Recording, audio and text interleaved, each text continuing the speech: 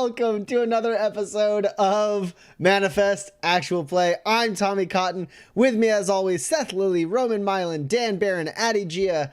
We are here to play some Manifest the RPG for y'all. I see all these emotes. I see pride squonks in the chat. I love it. Hi, everybody. Before we jump into the actual play and the recap and all that jazz, I'm going to immediately toss attention over to these wonderful people because they have stuff to talk to you about. So y'all say stuff. Speak. Wait. I'm going to go first. Because my thing might get discovered before it becomes my turn. So, I typically end all the announcements by talking to you about viewer grit. It is your channel points that can be used to give grit to the various players or to the GM. Grit is an expendable resource that we can use to manipulate our dice rolls and make things we want to happen the way we want them to. So for me, I can ratchet up the tension, make things harder for them, and for them, they can subvert and overcome the odds and do something cool. So players have a maximum of 12 grit. I have no such maximum. And you, as a viewer, you gain grit by just watching the stream. Every time you come back, you get more. And the longer you watch, the more you get. So you can go and select that. It's your channel points. And you'll see that for me, it is a paltry 700 viewer grit to give me a grit, and it's much cheaper than everyone else's. Like if you look and you'll see Max and Franny and Paige and so on, it's 1400 grit to give them grit. However, you'll also notice, those of you who are savvy to the grit economy, you'll notice that there's something different, which is Cleave also only costs 700 of your grit to give a grit to. Because Saturday was Seth's birthday. Oh. And so, happy birthday, Seth. So happy birthday to Seth. For this episode only, Seth's Cleave's grit is half off. And the cap has been raised, so the chat can collectively donate up to 12 total grit to Cleave. That's so nice. Oh my God. Which is, I'm gonna get Cleve some grit. Which is insane. But right now Cleve is at 4, so but I say that, and now Laura has made it, so Cleve is at 5. Happy birthday. Happy birthday, Seth. Cleve is at 5. That's nice. Happy birthday, Seth, twice more. We got one from Kay, one from Fiddler, one from Chris, one from Boo. So that's 1, 2, 3, 4 more. So that puts you up to 9. Remember, you can only go up to 12 until he spends some. Until he misfires. Until he misfires. Shut up. Birthday grid. Happy birthday, says Tribuon. We got a bunch of happy birthday, happy birth, a bunch of Cleaves in the chat. Trib gives another one, so that puts you up to 10 right now, Cleave. I feel special. Yeah, I realized if I didn't go first, someone might just notice and be like, why is Cleave cheaper? And I'd be like, fuck, I missed my opportunity. Another +1 grit to Cleave from Tenetic, saying he pretty much puddled right away, is still making me laugh. Happy birthday. A beautiful line from Cleave Kumilican in episode 5. +1 grit. So you're at 11 now. Hell yeah. Cleave. And I get a grit. +1 grit to the GM from Chris, saying, I appreciate the fact that you have no limit, like all of the Master P's. I don't know if I get the reference. Okay, cool. I'm at 11. School rap reference? Yeah. Yeah, Master P is definitely a rapper. That's what it sounds like. Yeah. It probably has a song that's like, I don't have a limit. No limit. Yeah, that makes sense. Yeah. All right, everybody shut up. It's time to talk about the charity. Yeah. We're done. Okay, we did the Seth birthday charity. We're done with that now. So our charity this month is True Colors United. Every year, over 4 million kids experience homelessness in America, and those kids are 120% more likely to be LGBTQ plus kids than non-LGBTQ plus kids. True Colors United, that the best way to make sure that the services for kids going through homelessness are safe and affirming for all is to make them safe and affirming for the people most impacted by them. Youth homelessness is a community issue, and it disproportionately affects the LGBTQ plus community. And real progress can happen when people come together with a shared vision. They are a great organization doing very important work, and anything you can offer in terms of time, money, platform, support of any kind is fantastic. The end. Who's next? Hi, the beginning. Thank you for that gracious introduction. Hey, everybody. I'm Roman. Hi. Nice to meet you. If it's your first time watching the stream. Hello. It's Wednesday night. It's sometimes it's been a long Wednesday, but it's always Wednesday night, and it's always right about 8 o'clock Central, and that means we're here and y'all are here too. Thank you so much for joining us. We really do appreciate y'all. And if you maybe like just shut your work laptop, and after you shut it was like, ooh, there's like actually another email I could have sent, and you need someone to remind you to, hey, shut that damn work laptop. Society's burning. Let Twitch do that, because they can do that if you press those buttons right under Addy. There is a heart and a bell, and Twitch will let you know, hey, bud, it's time to shut her down and log on to see your favorite family battle the future. And Twitch will give you that notification on your phone. They'll tell you, hey, it's time for the show.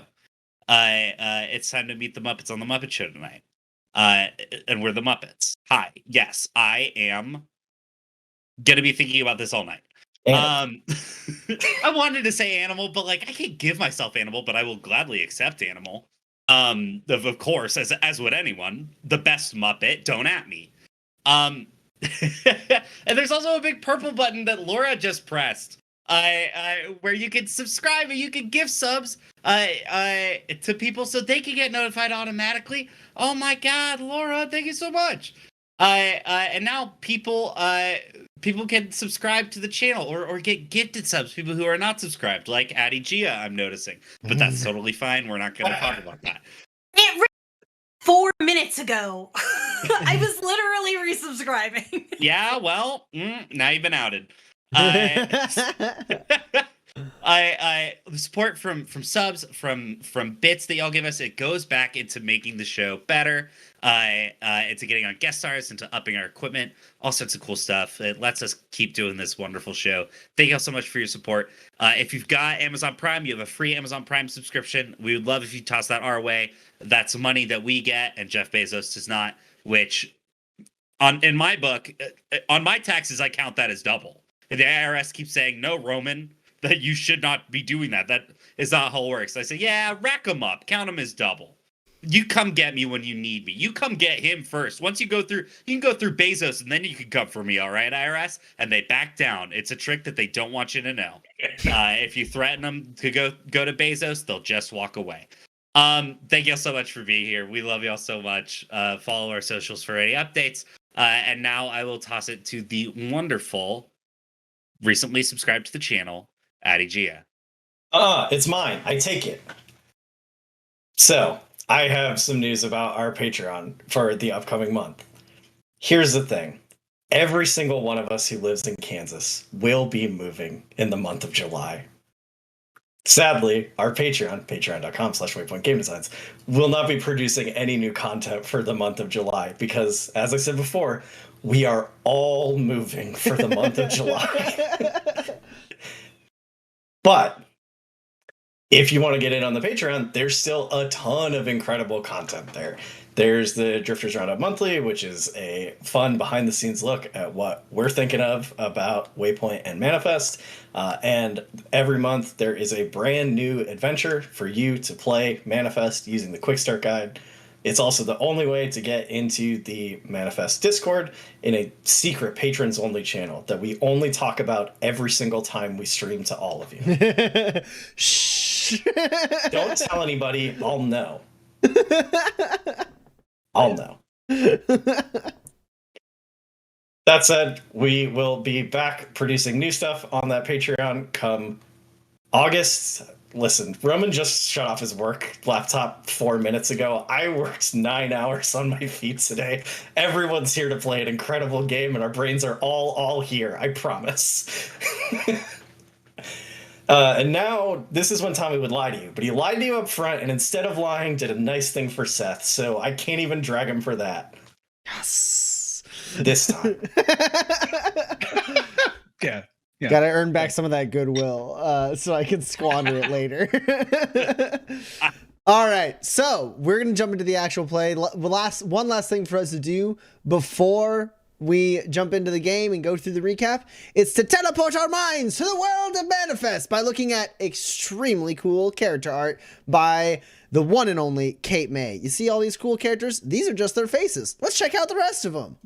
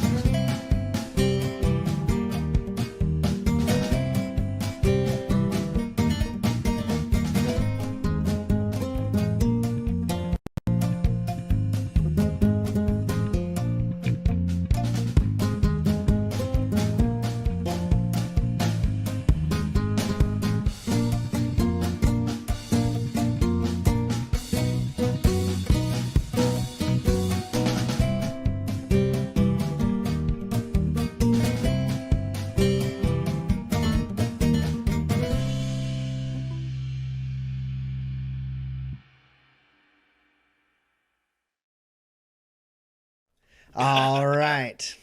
Hello. During that character intro, a couple things happened. I got 2 more grit. I'll get to that in a second. The other thing is, as the players were chatting, I was getting some crackly audio in my headphones that no one else was getting. Since you, the viewer, are taking the audio that I get, because I'm running the stream on my computer. If y'all hear crackly audio, let me know and I'll see if there's something I have to fix. Because if it's just me hearing some crackles, I don't care. But I don't want to make it bad for y'all. So you guys let me know. Meanwhile, +1 grit to the GM from Chris for being so nice to Seth. And +1 grit to the GM from Tenetic saying, what's the worst that could happen? If you kill everybody, we all know they'll just wake up in 662. You can't bamboozle us again. And with that, I'm up to 13 grit. That's so much grit. Indeed. I have much powers. I cry. Okay.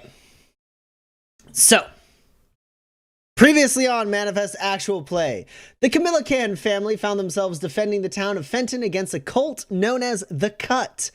They were run by Owen Lemaire and several other extremely powerful illuminated individuals. The town of Fenton was evacuated, save for this family, the Australian preacher in town, and 2 gunslingers, Quentin Lemaire and his apprentice Cordelia Gray. The fight went south as the cut revealed that not only do they have immensely powerful and unique insight abilities, but they also committed a significant amount of resources to taking Fenton down. As the cut seemed to be interacting with what was identified as a luminescent anchor, the Kumilican family attempted to stop them and succeeded slightly in the fact that they managed to siphon what seemed like some of the energy off, which branded them all with these strange brands, and upon their death sent them 200 years into the future, where they awoke within Kinsey McCharlotte's Grove, a mysterious location that seems to exist within a moving storm on Manifest, this kind of foresty grove where the paths are ever changing and seems to travel through time and space in mysterious ways that the Grove's keeper, Kinsey McCharlotte, doesn't even fully understand. In fact, Kinsey McCharlotte, who has, by his count, been in the Grove for about 20 years now, thought for sure that the Kumilicans would be able to answer his questions because when he arrived, they were there, unconscious. They finally woke up, didn't have the answers for Kinsey, so Kinsey helped shed some light on their situation, and they all were kind of instilled, as they kind of accepted the reality of their situation, they were all kind of instilled with a slight pull towards the desire to oppose the cut, especially upon hearing that Owen Lemaire has returned here in the year 427 and acquired a weapon of some kind, which Kinsey suspects to be less of a weapon and perhaps more his other Everlight companions, the other leaders of the cut, who were defeated 200 some years ago, or a little less than 200 years ago. So they exited the Grove and they returned to the wastes nearby where Fenton used to be. They went to go check it out, and in fact, the town was completely lost, reclaimed by the marshy fens of the wastes, of this part of the wastes. And as the day was getting a little bit late, the Kumilicans decided to set up camp in what used to be Fenton, as they realized that not only were they robbed of their time and at least temporarily their lives, they also were robbed of a nice fire night dinner together as a family. And with that in mind, Cleve Kumilican went to hunting. Paige and Max got to work in the kitchen. Franny sat on lookout, and Cleve went into the nearby thickets and forests to try and hunt something that could be made into a tasty fire night dinner. And he came upon a gumbaroo. And he knew that he could make a mean roast with that gumbaroo if he was able to kill it. So he engaged it in combat. The rest of the family arrived to assist him, and together, as a family, they took down this gumbaroo. And we are going to cut to the evening. The camp is fully set up around the van, or around the bus, and right there over a fire, having been carefully prepped and having had all of its kind of like natural, like oily secretions and glands removed, is a big chunk of gumbaroo just kind of turning over the fire pit. Heavily seasoned. This is the like second stack that's been put on there. You already cooked one and you guys have plates of that, and now you're cooking the other one for to have down the road, right? Because you got to cook it all now. In fact, Cleve, or anyone, but Cleve, you were the one who was hunting and planning on prepping this thing. I would like a survival check from you. Sure. Your survival kit can assist you with this because it has tools for like, skinning animals and like collecting animal parts and stuff like that. But I just want you to go ahead and roll. You're getting the roast no matter what. But there's other like useful aspects of Gumberoo that can be gathered. So let's go ahead and call it a survival test at a minus. Did get hit with a motorcycle. We'll put it at a minus. We'll put it at a -6. Hunting. That just tenderizes the meat. The meat. This isn't for the meat. The meat you guys got. Now, I gotta write this down. Survival kit is +1 if it's standard, correct? Correct. -6. Starting off strong. All right. So we'll take you. Well, that was just reroll, luckily. It's 2 hits. How's that get me? Okay. So. You can add a single like patch of like usable Gumberoo hide to your inventory. 2 hits. You know what? Forget it. I'm gonna punch it. Just because I can. Not punch it. Is that right? Twist the knife. I'm gonna twist the knife. Thank you. All right. Thank you. I'm gonna twist the knife for that one more hit. Which is the proper method for extracting more Gumberoo hide, actually. It's true. You with the flick of the wrist, you're able to get some more. Yeah. So let's go ahead and say you get 3 Gumberoo hide, like 3 patches of usual Gumberoo hide. Now this is intense because the Gumberoo is large, but as like the thing that makes it difficult to like harvest its hide for use is that it is extremely stretched over its body. So as you cut it, it actually like compresses and like shrinks.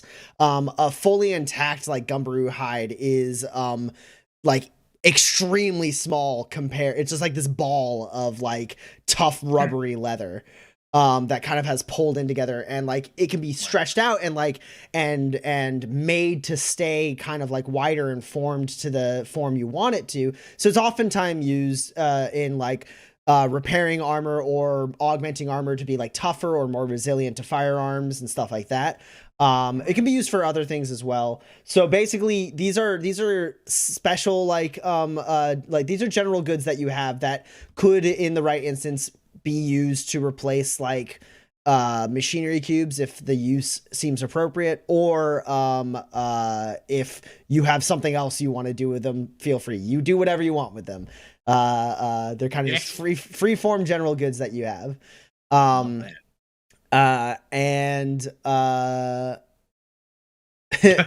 grit to cleave from Chris. Thank you, Chris. That's an excellent pun. +1 grit to cleave from Chris, saying you really cleaved through that hide. Yeah, very good. I'm going to use that later. All right. So that is what you're able to get. You guys have the roast. The roast is tasty.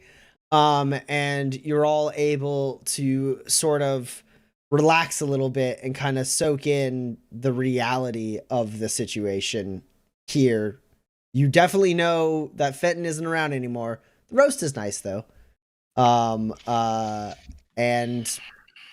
did you guys get up to anything this evening as you kind of are able to finally catch your breath after dying?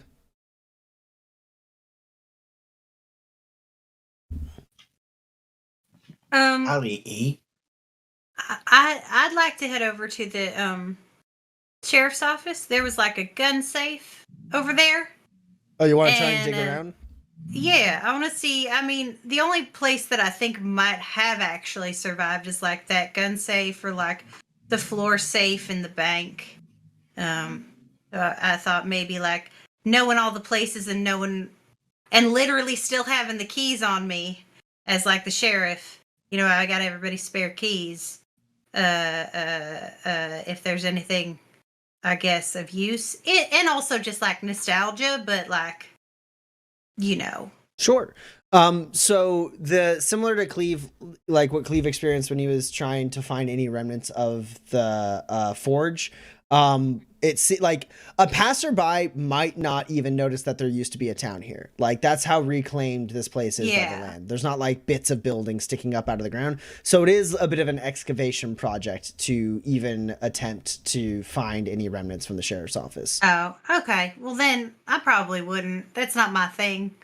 Cool. So, yeah. Yeah. So you just do a little walkabout town, soak in like its bones one more time. Remember what it used to be. And then you have some extremely delicious roast with your family. And then, are you guys good to hit the road the next day? Or anything else tonight?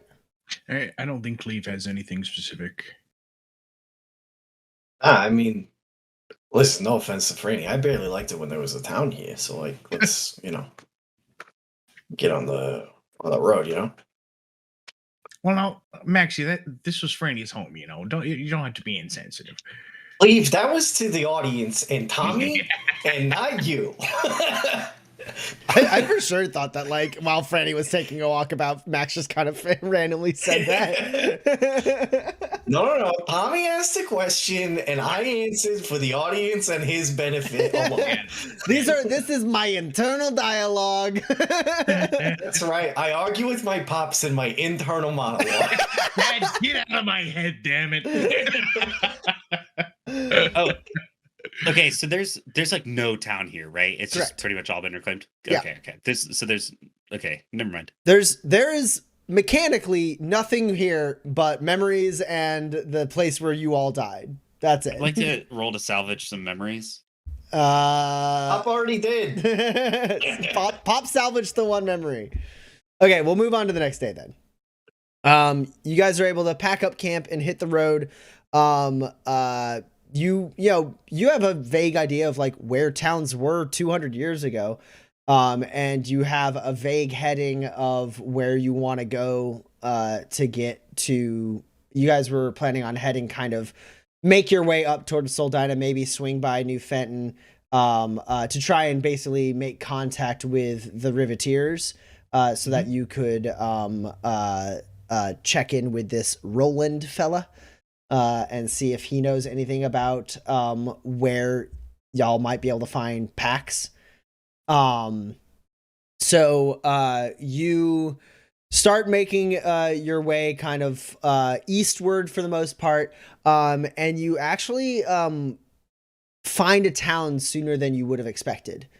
It's not extremely close to where Fenton used to be, but like that the next town, like the town that you were thinking of, is like much further down. You guys actually get to a town in like roughly a day's time. You like as you're getting like it's starting to get dark, and you guys are rolling out or rolling east and thinking, okay, maybe we need to set up camp soon or risk driving through the night.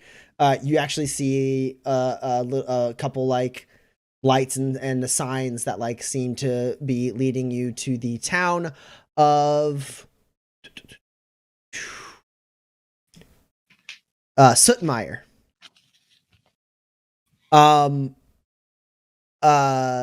So the town of Sootmire is what would kind of be called an amble town.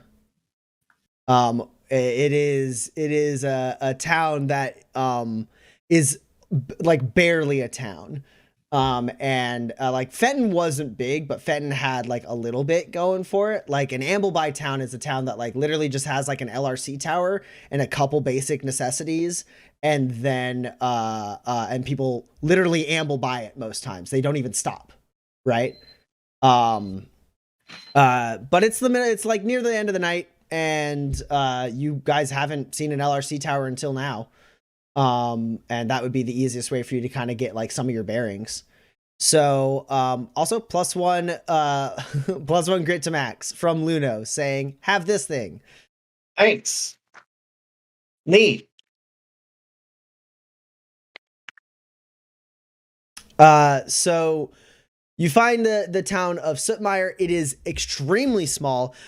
Just like as you're approaching by its silhouette, it looks like it has like an inn potentially. Like there's like kind of a large enough building to be an inn.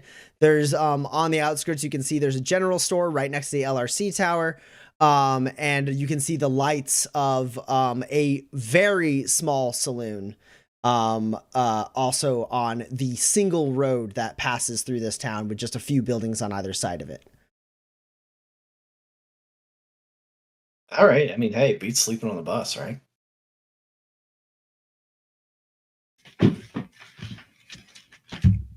I mean, I think the bus is rather comfortable, but if you want to hang out here, I don't see why not. I mean, it's a future town. This is a first. No, there could be anything in there. Oh, sure. There could be anything in those 2.5 buildings. Yeah, let's check it out. Come on, maybe they don't even speak Manifest Common anymore. Yeah, Oh, well, that would make things complicated, They wouldn't probably got all new slang and shit. it? Yeah. I don't know if the drinks have, but Clevie, you and I have been fermenting for 200 years, so maybe that'll make the drinks taste better for us, huh? Yeah, it could might. I could go in and have a sip. I'll have some of yours. So you roll into town. One thing you clock really quick, there's not a stables in Sootmire. It looks like what transports people have are pretty short range and are just like around the town and the building. Like I said, there's basically just a handful, or the building around the town or outside buildings like on the main strip. Like I said, the town basically just has a few buildings on either side, like a couple residences. It looks like the general store, the saloon, the inn, and the LRC tower, just kind of like on the side of this like slightly like U-shaped curved road that doesn't even, it's too short to be a full U. And behind, like around, there's just like a couple places where people have like parked like a couple like small things. You can see like attached to some of the houses and the inn, there's like a couple like what look like not like stables in the sense of like a place that you go to like pay to like, you know, park your vehicle or leave A your lowercase mount. s stable. Lowercase s stable. Like they have a place where mounts can be like in a garage, like where vehicles, well, not even in a garage, just a place for mounts where it can be like kept like The safely. parking lot. Yeah, it's like because there's no covered parking for any vehicles. Field parking only. But yeah, so you're able to roll on in. And what do you guys are heading to the saloon? You're just parking up outside the saloon? I mean, I'm heading to the saloon for sure. I do glance over because I assume I can see the LSC tower from here. They don't got an operator, right? There's not an operator on this LRC tower. All right. Yeah, I like shoot off the bus as soon as it's like probably even before it's fully come to a stop. Cool. Max is in the saloon. The rest of y'all following? I guess so. Yeah. I got nothing from Franny. I think sure. Okay. I mean, nothing else. Like Max, you said, we can see how civilization has changed, right? You walk in, and Max, you push open the double doors of the saloon. You saunter on in. What wonders await me? And like you saunter in with enough speed and like maybe a little bit of excitement as you go in that you like you have to like really quickly like stop your momentum, because if you don't, you're gonna run into the bar, because the bar is about like 6 feet away from the door. It's just this little narrow small saloon. It doesn't even seem to have any rooms for rent. It's just like this is like a single bar that has walls built around it, basically, with a couple stools and like a couple windows to look out on the main strip. Is there like a bartender or anything? Yeah, someone you come in kind of in a burst, and like almost like asleep looking fella like looks up and goes, "Oh, howdy, hey, howdy." Like dusts off, howdy, I guess. All right. Dusts off the like crumbs off of the bar and says, "Oh, have a seat. Welcome to Sootmire. What can I get you?" Yeah, I don't. What's good? Whiskey? Yeah, right. That. All right.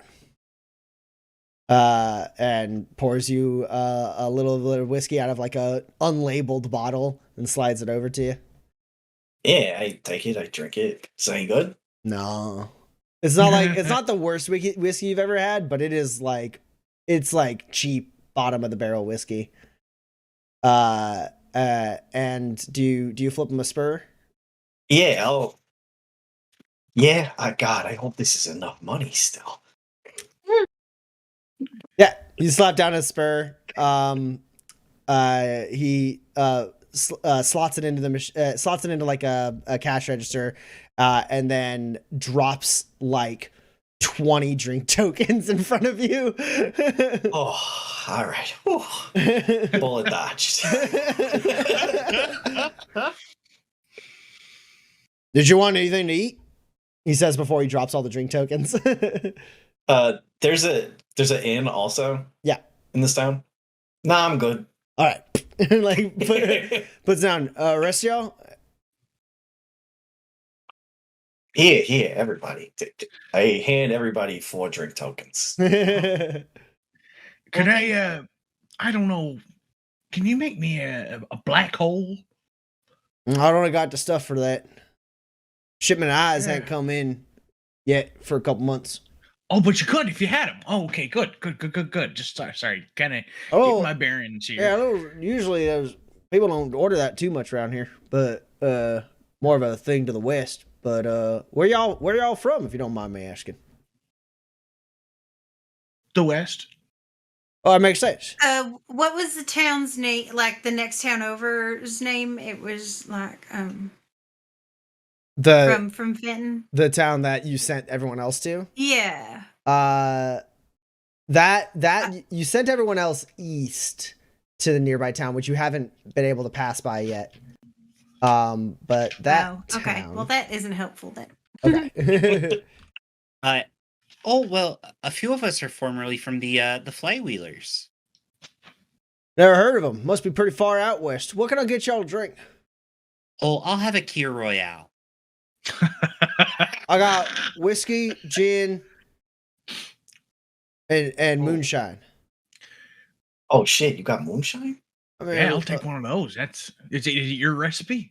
Yeah, we make it here. Well, hot damn, yeah. But serve it on up, sir. All right. You want garlic or non? Garlic for sure. All right. I'll have a chilled gin. Well, ice maker's on the fritz, but I could, I think I got something that might help. He pours a little bit of like garlic infused moonshine for Cleve. Why would anybody? Garlic. Says the man whose favorite drink is Malort.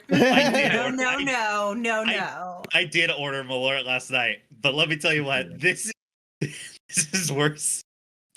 You know that in the Waste, it's actually pretty common for most culinary things to have garlic in them if they can. That's fine. Most culinary things is fine. This is bad. That's like saying it's Italy, so there's cheese in everything. Lasagna, pasta, wine.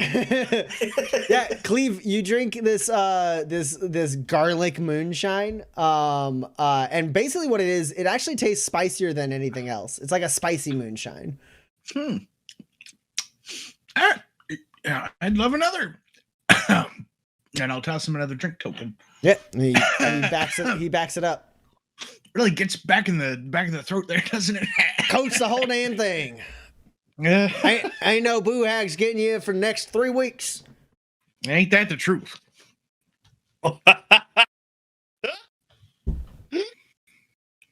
This is nuts. Paige and Franny, you guys get some drinks? Pass. All right. As you guys were a little you obfuscated, basically the moment that you didn't immediately engage in the conversation and say where you were from, he just gave you your drinks and then he goes, all right, enjoy. And then goes over to start sketching in a notebook. Oh, Hey, what are you drawing over there? Oh, I got Nothing crazy. I just kind of doodle sometimes. And he like kind of flashes the page. It does just look like random ass like doodles scattered around. ain't a lot of action around here, so gotta keep the mind turning, I guess. Yeah, no, I get it. Like, what's around or nearby? Not much. You got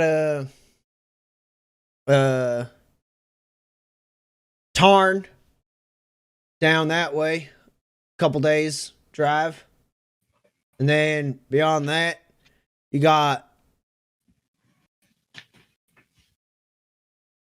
this is a weird Swaddle Glen down past that.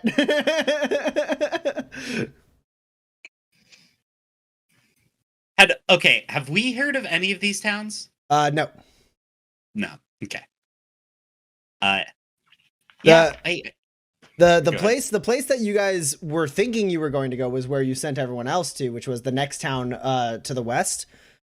Which like basically like you guys sent the flywheelers away and you knew it was going to be a few days travel for them to get there, even if they hightailed it and like because of the storms. If it was not storms, it probably would have still taken them like a full day.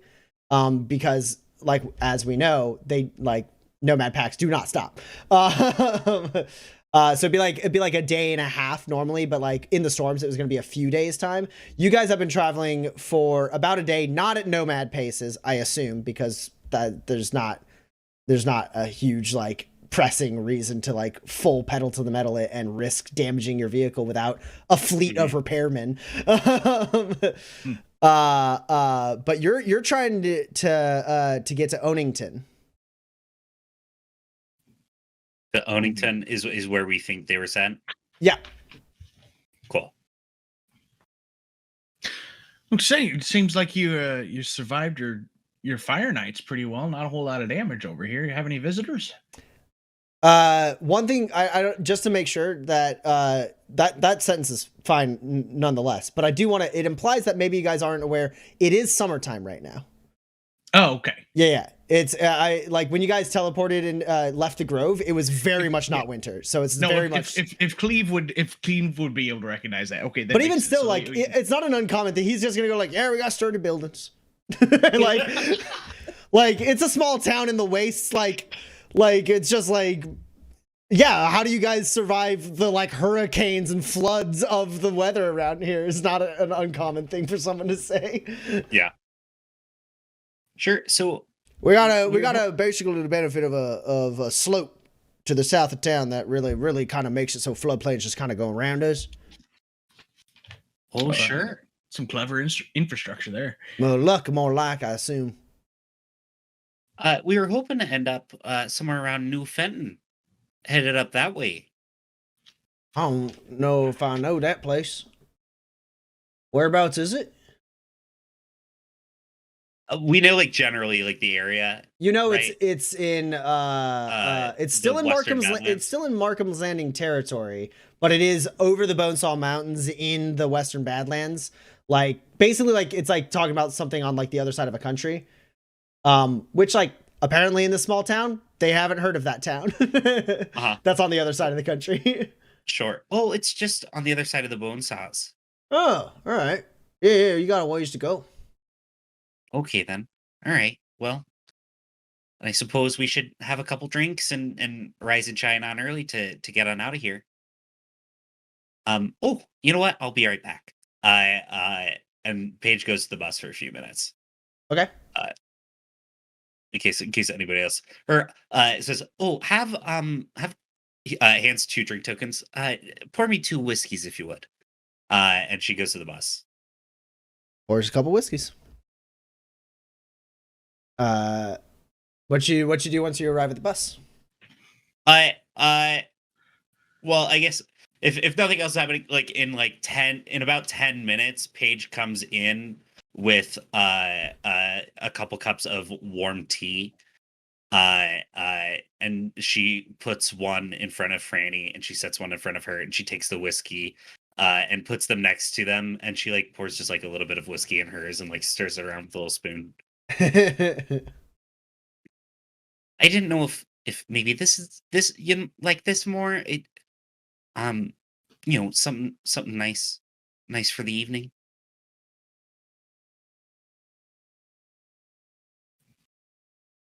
Any reaction, Franny? I'm sorry, Roman's audio for me keeps cutting out. I'm trying to fix it. What I didn't hear. Then maybe we have this scene in a minute. Okay. I'm so sorry. Totally fine. Paige just brought some warm tea for each of us and like some whiskey to mix in if you want. You go ahead and try to fix this stuff. It seems like I'm cutting in and out. Yeah. Cleveland, Max. Anything else you get into besides just sharing a couple drinks? This guy's just kind of standing there. He's like a foot and a half away from you. Yeah, no, I don't love the vibe of this dude. But I mean, he seems like a fine guy or whatever, right? But like, he doesn't seem like he's got a whole lot going on. And I don't love that he's very close. And our options are engage with this boring person or actively don't engage with a human standing no more than 18 inches from me. Yeah, all right, let's go see the inn. I'm gonna go check out the inn. That's where I'll be. Hey, are these good at the inn? I pick up the drink tokens. Not particularly, no. All right. That's the end of that interaction. Have a good one.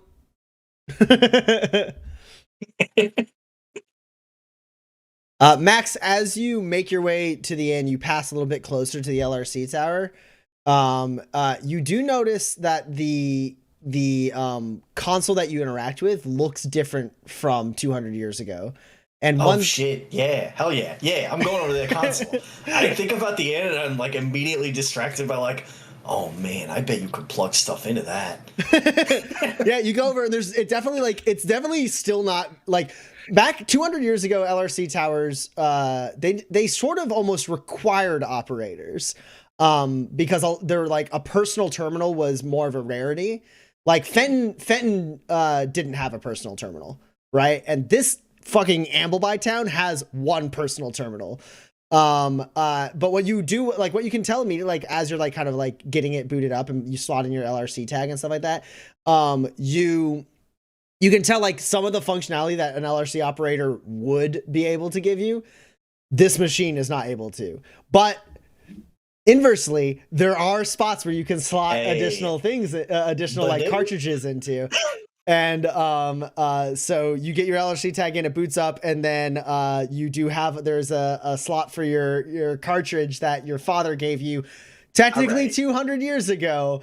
What was it, a 1 month, or what was it? How long of a subscription was it to this dating network? Oh no. Yeah, how long did you think it was going to take me to find love? I mean, it was probably at least a year subscription. All right, thanks for the vote of confidence. Anyways, let's see what the signals in my area are talking about. Cool. Anything. There was no end date. The subscription just kept going for 200 years. So you have to activate it. I didn't activate it. It wasn't activated. It's just like and apparently the keys don't expire because you slot it in, it loads it, attaches it, the functionality to your LRC tag.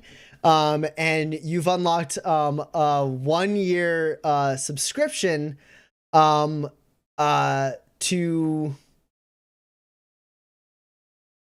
I had so many different ideas for what to call this. I think I named it. Did you? Oh, please hit me with it. It was a Sweet Love Singles Premier Dating Chat. Ah, perfect. So this is called Sweet SWEET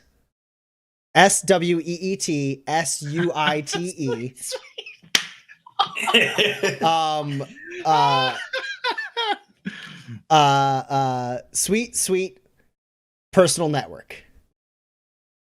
All right. Yeah.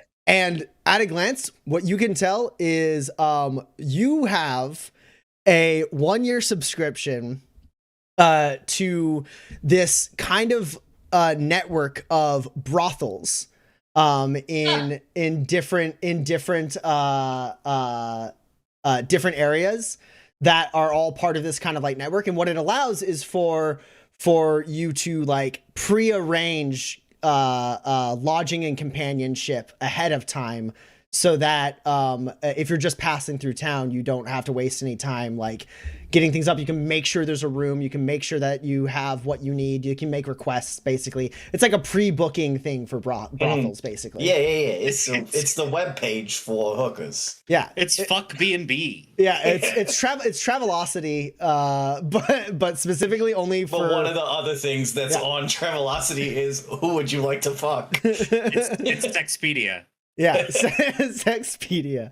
Yeah, so basically, not like at a glance, you can tell like this network isn't super widespread and super prevalent, but it does seem like they have locations in every territory. Hey, do you know what's wild? I'm gonna make a booking on this hooker website, and it's gonna help us figure out where we are and where we're going. You do see that Onington does in fact have a brothel that is part of the sweet personal club. Is it just like, I gotta assume either there's a map or there's coordinates on the like towns, right? Because otherwise, how else do you know?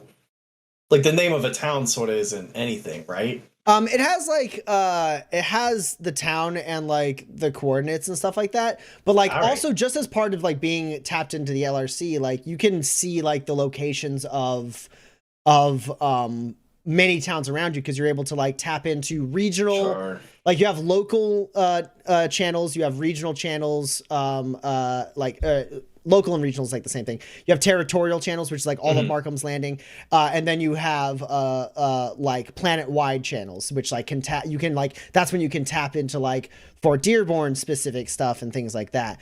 And this kind of like uses that same kind of intrinsic network within LRC towers to give you like, you're like, I'm gonna be traveling to Fort Dearborn, boop, and it's like, hey, we have stuff here. Yeah. Yeah, all right. I'll make a reservation for Arlington. A brothel, the brothel in Waypoint, the Turnpike Inn, is a participant here. That wasn't there last time I was. It's there, a new, right? yeah, no, there wasn't a brothel in Waypoint when. Man, maybe Waypoint doesn't suck anymore.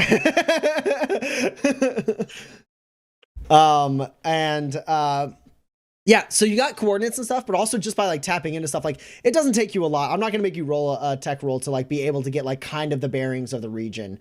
Because there's some basic like nomad pack routes.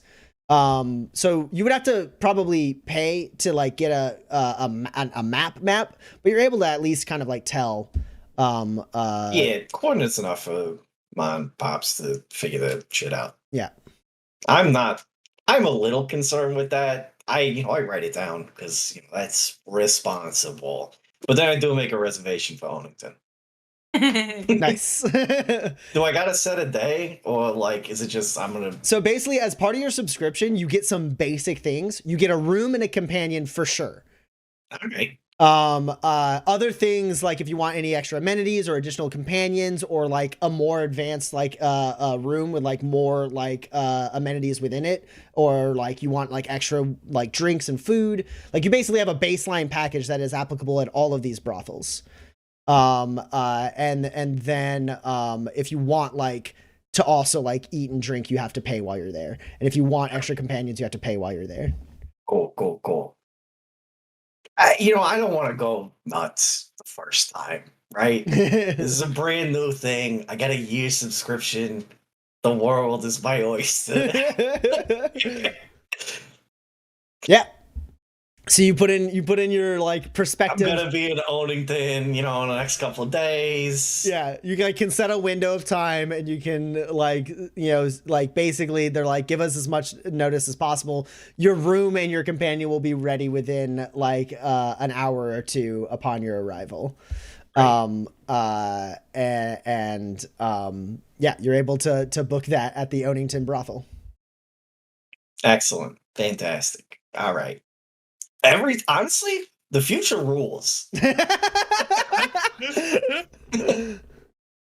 Yeah, and also just in general, like you're pretty well traveled. You've interacted with a lot of LSG towers. Like, this is a bunch of stuff that you would have had to have somebody do for you. Yeah, Like, this is great. I'm pressing a lot of buttons myself, and they never let me press the fucking buttons. yeah. Like, it's still a very basic, like, interface where it's mostly just text that is, like, giving you, like, logistical information. So it's like, this is the direction, the heading, and the coordinates for this place and all that stuff. So, like, you're not able to, like, pull up, like, full-on images and stuff. But, like, you can also find, like, if you, like, you can see, like, some, like, newspaper listings and stuff for, like, basically, like, news bulletins that, like, do have images within them. And stuff like that you can like print out to like get like local news. If you wanted to get for like more than local news, you'd have to like pay for it, which this LRC tower doesn't seem to be able. Like, there's nothing you can do about that. You need an operator to make a subscription, is what it seems like. I mean, I'll get the local newspaper. Yeah. You like set that, you were able to look at it, and then you go to print it, and it's like,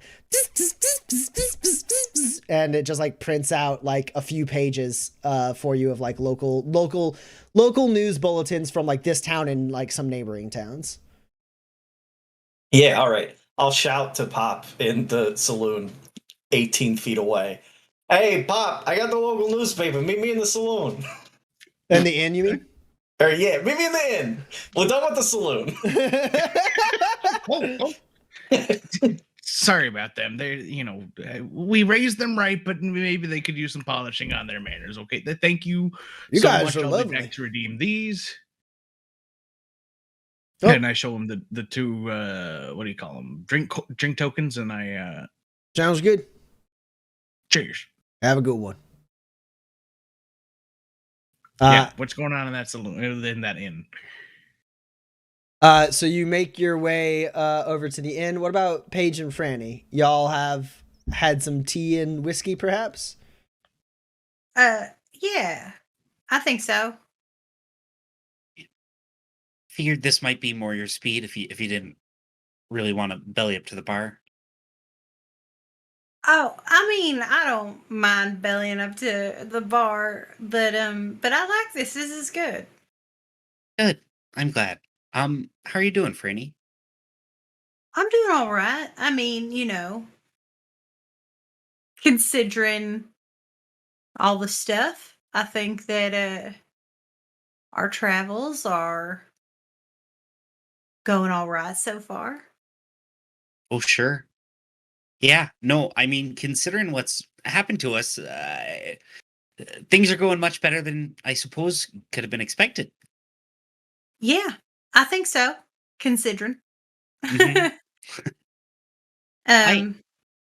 Oh no, you go ahead. No, go ahead, Mama. I'm excited to see the new town that I guess the folks set up for themselves. Yeah, I mean, I think it'll be nice. Or at And least it still won't around. be. Yeah, I mean, that's a feat in and of itself. I'm sure that Miss Patty did a good job of, and Katie as well. Mhm.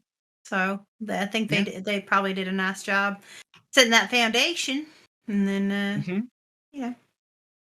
Piazza Yeah. Basin's a dangerous place, so they must have Oh, for sharpened sure. up a little bit. Yeah, they done good for themselves. I mean, you saved those people's lives, kiddo. I know. Good. I mean, Mama, they're still dead now. Sure, but they got lives because of you.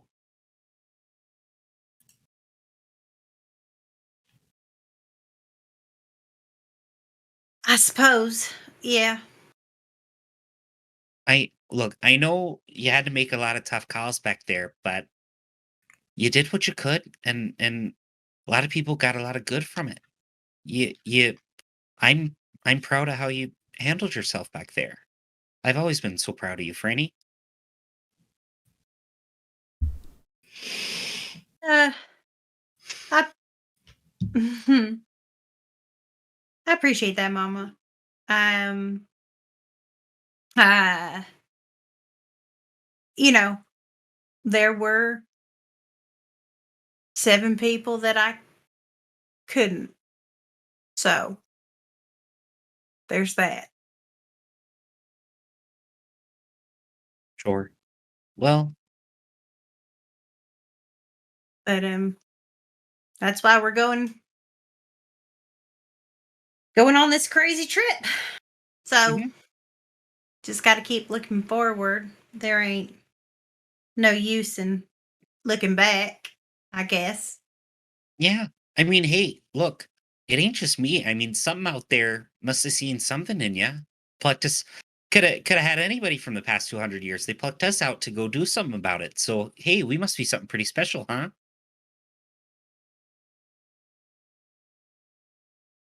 I don't necessarily believe in fate, Mama. How could you not? We're here 200 years in the future, Fran. We were dead, and now we're not.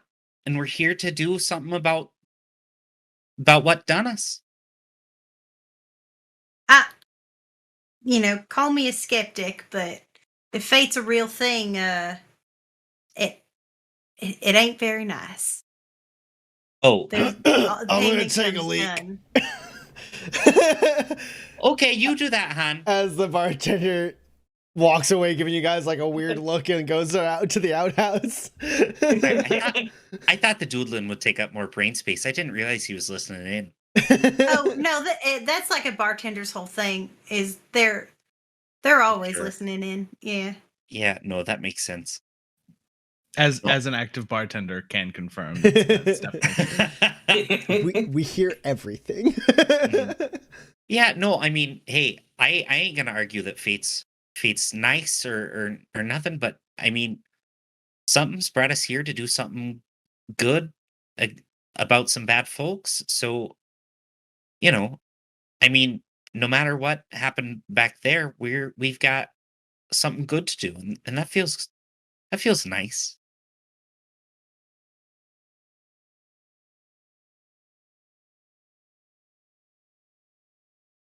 Yeah.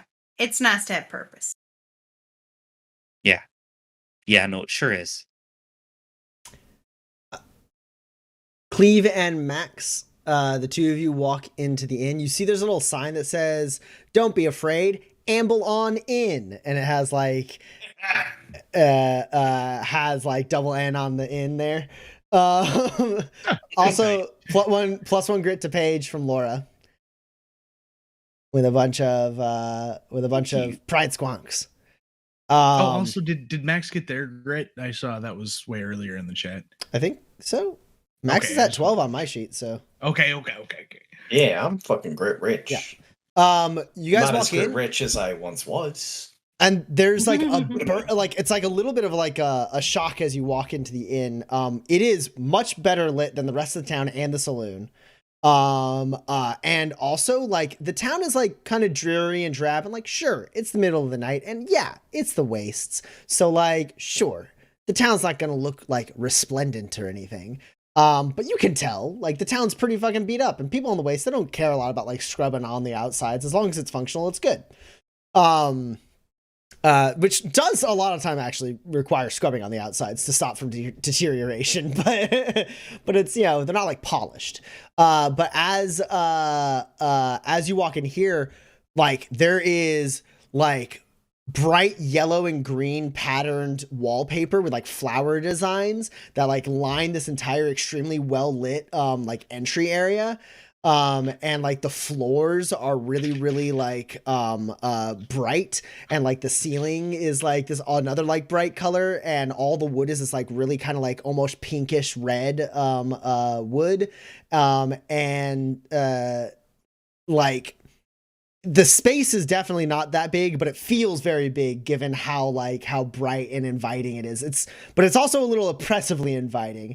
And as you walk in, a little bell like ding ding ding ding ding ding, Oh shit! Did a leprechaun explode in here? and a woman looks up and goes, "Hello, welcome. Come on in. Oh, travelers, where are you coming from?" You know, out Rest. there. Well, you looking for a stay here in the Amble on Inn? Yeah, actually. All right. How many in your party? Pop, you and Mom can sleep on the bus.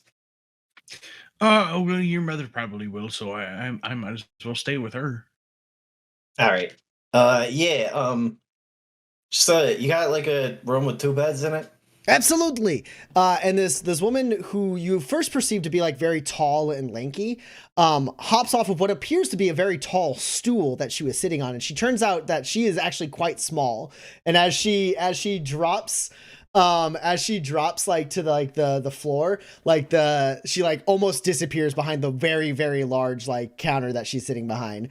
She's got like very like kind of like lanky like proportions, but is not very tall. Basically just like a little bit like an inch or two over cleave. But she's also wearing like a derby cap.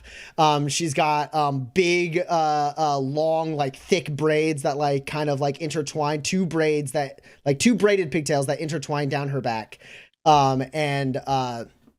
She walks over, slots open like the key locker, grabs the key and goes, "All one room, yes?" Yeah, 2 beds though. 1 room, 2 beds. Puts the key away, grabs another one, closes it and goes, "That'll be a spur." All right, yeah. Here you go. I toss her a spur. She takes it, puts it in and goes, "Complimentary water for as long as your stay. 1 spur will be good for the rest of the week. And if you were leaving early, I can go ahead and throw in a free meal for the night." Hey, I wouldn't say no to a meal. Hey, I got a quick question though. Is this the best room with 2 beds in it, or is there a better room with 2 beds in it? Because I'll pay a little extra if there's a better room. Well, I don't think I need you to pay extra, but I guess if I'm being particularly picky, one of the rooms has a better view of the sunrise, so I could give you that room.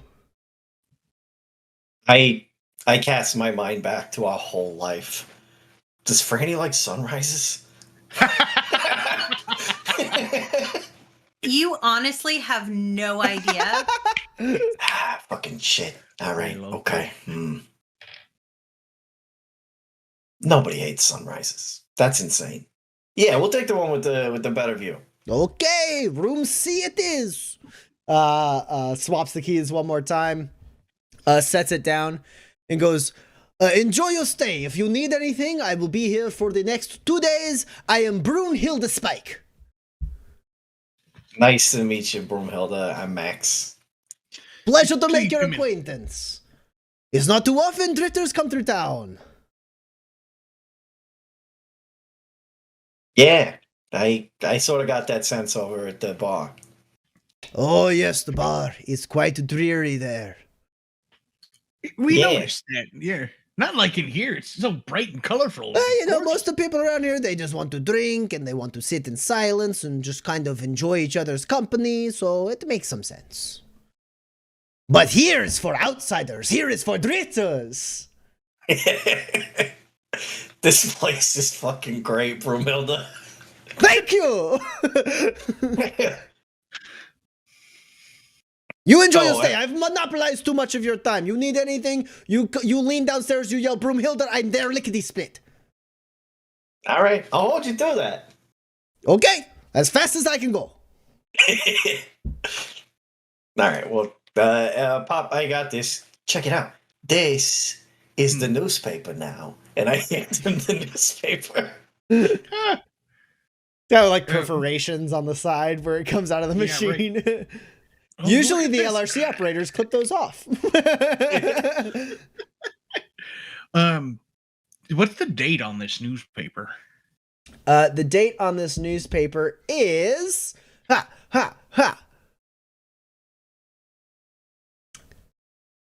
8/26/427.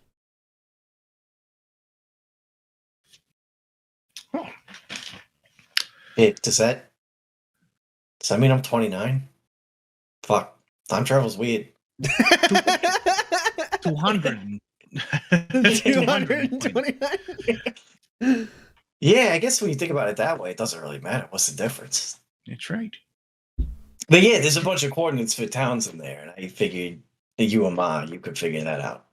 That's clever. Yeah. I'll go over this with her. What's the headline on this newspaper? The headline on this newspaper is "No news is good news." What a wild ass thing to put on. It can't be though. Their Not only job that- is news. Not only that, there's a whole article about how no news is good news. They continued this article. This based on too. nothing. There's a page of this. Honestly, it's sort of a brilliant idea for a newspaper. Hear me out. Is because if you hear about news and it's like not that newsworthy or whatever, you could just not print it, and then people will be more reassured because it's like no news again. Things are going great. It's like only really bad stuff ever makes the news, but most of the time you can just print a blank page and people love to see it. Yeah, I think Cleve will hold on to the newspaper and kind of read it as he goes back to the saloon. Oh, actually, hold on. I need that last page. You wait. God damn it. Uh, All right. yeah. The most interesting thing about like the local news, because it is really just like a bunch of like this town had like had finished their election audit. It went fine. This town this town, finished their irrigation project. Thumbs up. Like It went fine. Bertha Bingstrong turns 112. There are a couple births and there's an obituary of like local areas. But the most interesting thing is speculation that it's going to be a bad Rougarou season. Is on the rise. In about 2 months' time, when the Rougarous hatch, and it's a bad time to be in the wastes. There's speculation and a little bit of concern that due to the weather patterns of this year and the exponential growth of Rougarous per year, experts seem to think that this Rougarou season might be the worst one in the last 10 years. Oh boy, those Rougarou farmers are not going to have a good time. I can tell you that. What a shame. What a shame. People would have preferred they didn't print that. We apologize.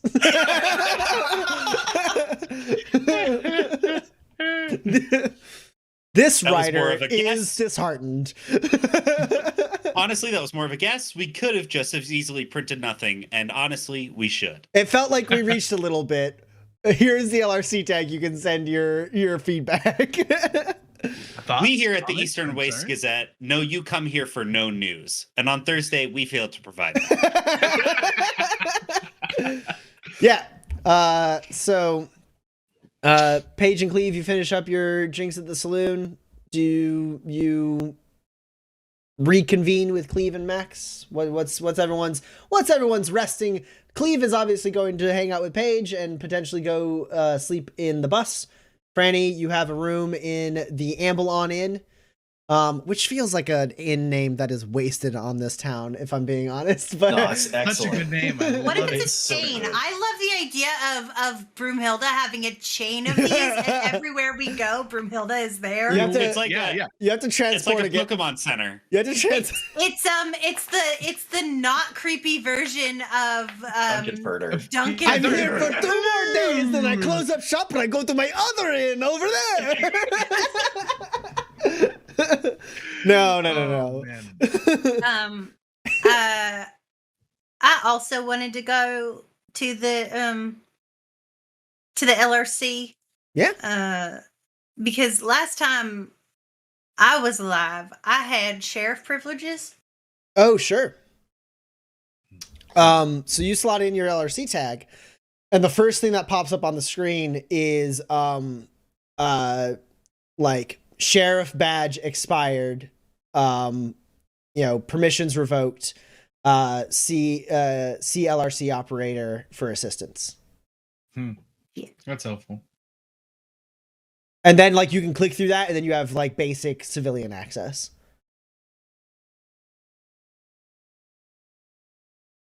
Hey, do I have messages? Do I have a message from that guy from the town?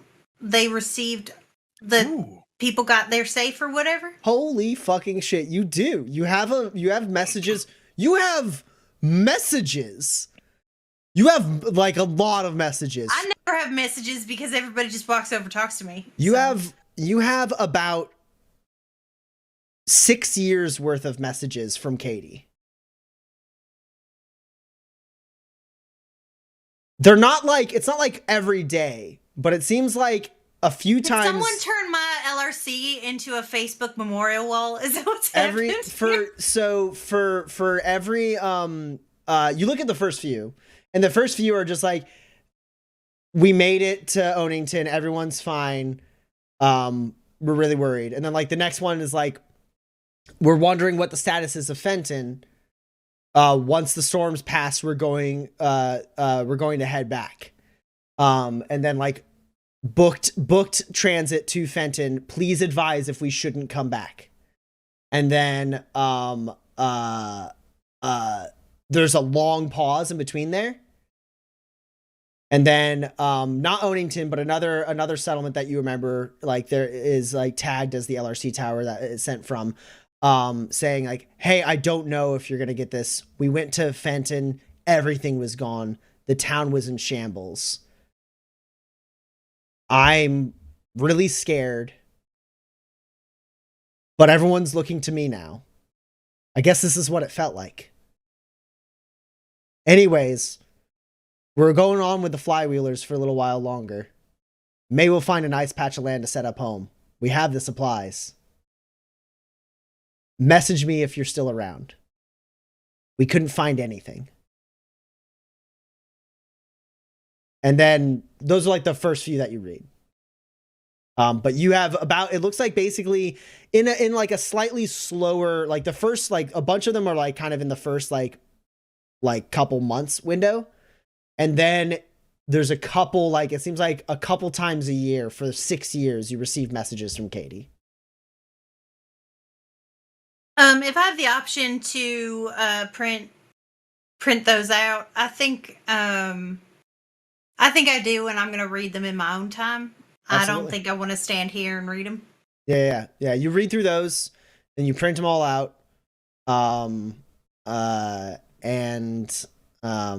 You have all of the letters that you got from Katie. Right. I fold them up and stuff them in like my jacket pocket or whatever. You think me and Cleve come out of the inn at that point? Hey, I got us a room so we don't gotta sleep on the bus like we're fucking 9.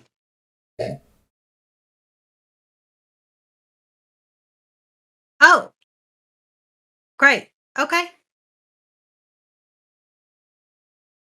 I thought we kept those cots very well. That's okay. That's all right. I mean, don't you want some private time, Daddy? God, I hate that you said that. I'm going back in the inn. Yeah, I'll leave. Good night, Daddy. Well, and then I like give him a hug and a kiss on the top of the head, and then I go. So, should we go and use some of that private time? Ugh. Oh well, I could maybe use a little private time. The bus I mean, it has been 200 years. It's been 200 years. That's right. This town isn't big enough, right? Because I feel like I can still hear them. I feel like they're right. I feel like they're right here. They're 12 feet away. Oh my god! They could at least park the bus up. Oh god! I will come back out of the inn. Hey, you gotta park the bus on the other side of town. Put a building between you and us. I don't know what you're talking about. We were just gonna go over to newspaper. Hey, don't tell me what you were gonna go and do. I don't want to know. Sorry, your parents are so in love. That's right. Oh, I don't still accept your getting it. apology. Oh my goodness! Did I get knocked over the head? I'm seeing double twins. Hey, Franny, this is Brumhilda. She's the best. I love her Pleasure. so much. Yeah, you're able to retire to your room. Cleve and Paige, you're able to retire to the bus. +1 grit to Franny from 10, saying, "What have you done?" I regret everything.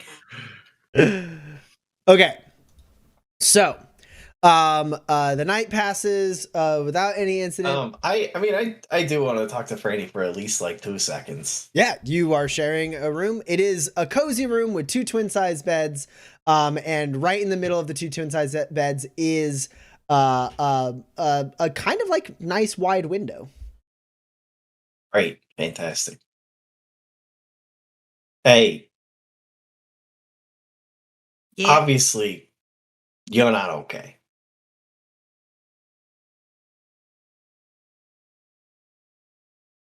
Okay. Like, I figure mom and pop probably try to fix it because, like, that's what they do. Yeah. Both of them. You know, it's like I know they didn't talk to each other about it because we've been together with them the Yeah. whole time. But Yeah, like, no, they got one brain. yeah, they share it. They share it. Yeah. I just want you to know, I know you're not okay. You tell me if you want me to do anything about it.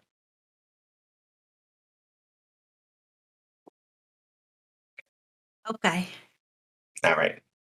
I appreciate it. I have a very cushy subscription with a brothel network now, courtesy of Dad. So Is that what that turned into? Oh my god.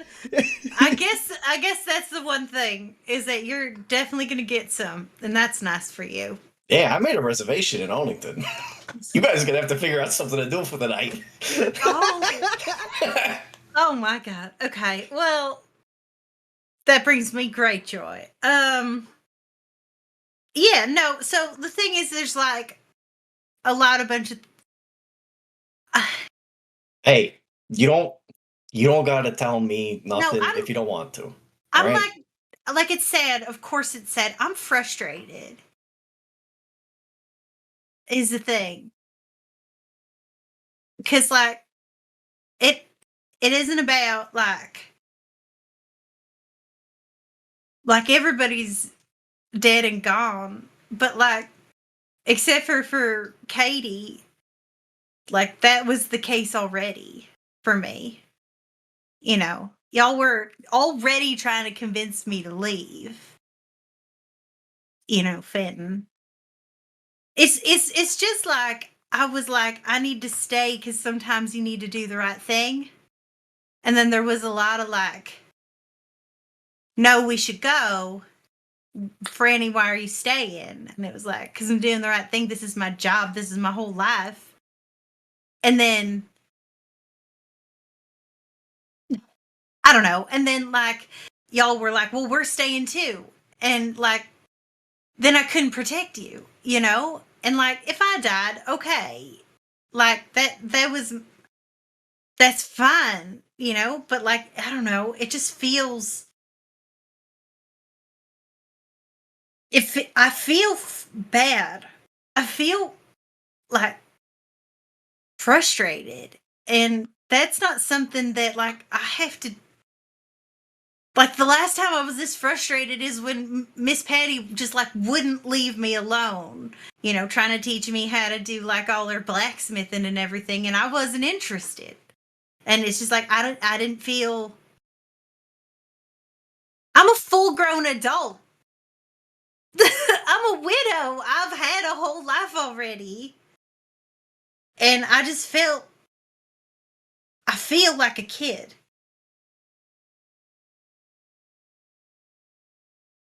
And, you know, now I'm not anything.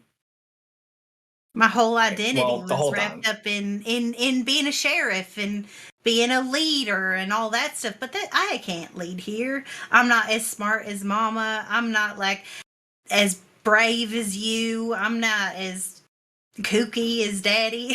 And it's just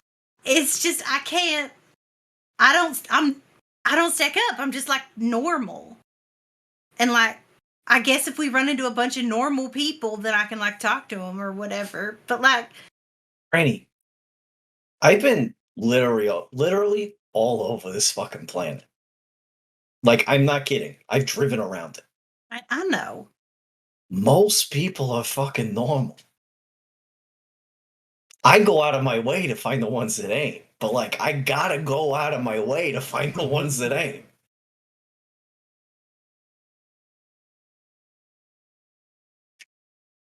Right? When you talk, people listen. You don't need a badge. You still got one. Which, honestly, if you want to pull like a griff where people think you're a sheriff from out of town or something, that's going to be very helpful. Oh, we will come to that later. I think don't think I there's said a lot anything of wrong. layers in that I just.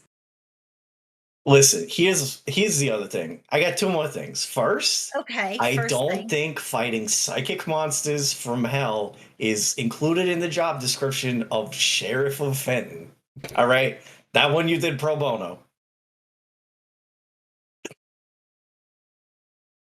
Okay, what's your other great insight? You didn't get to be a kid.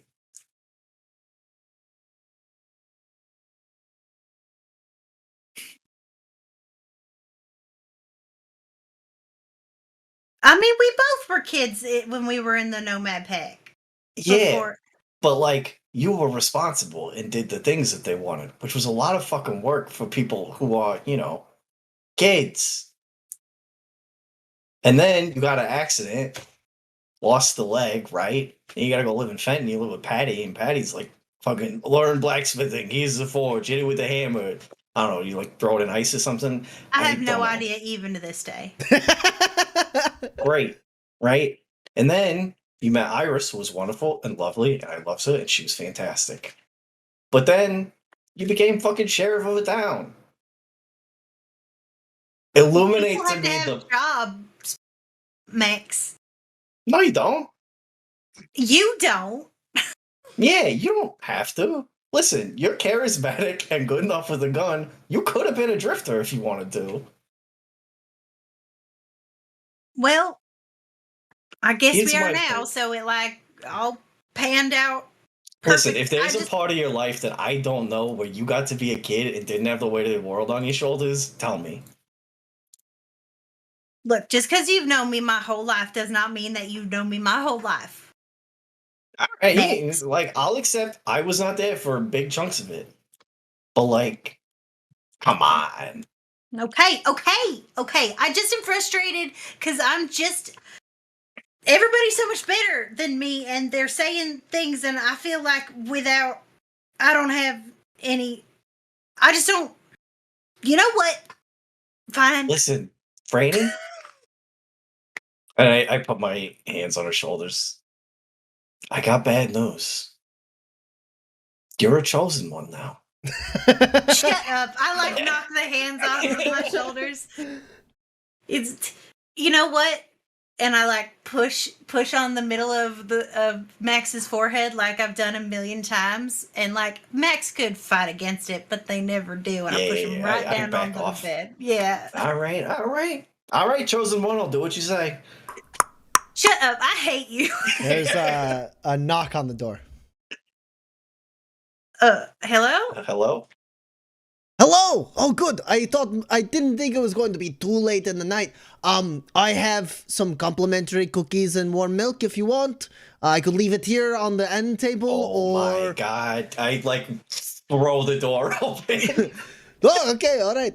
I figured 8 was enough for the two of you. Don't feel obligated to even indulge. I just figured we like to have our guests here feel nice and homey, you know? So you Brunhilde? enjoy.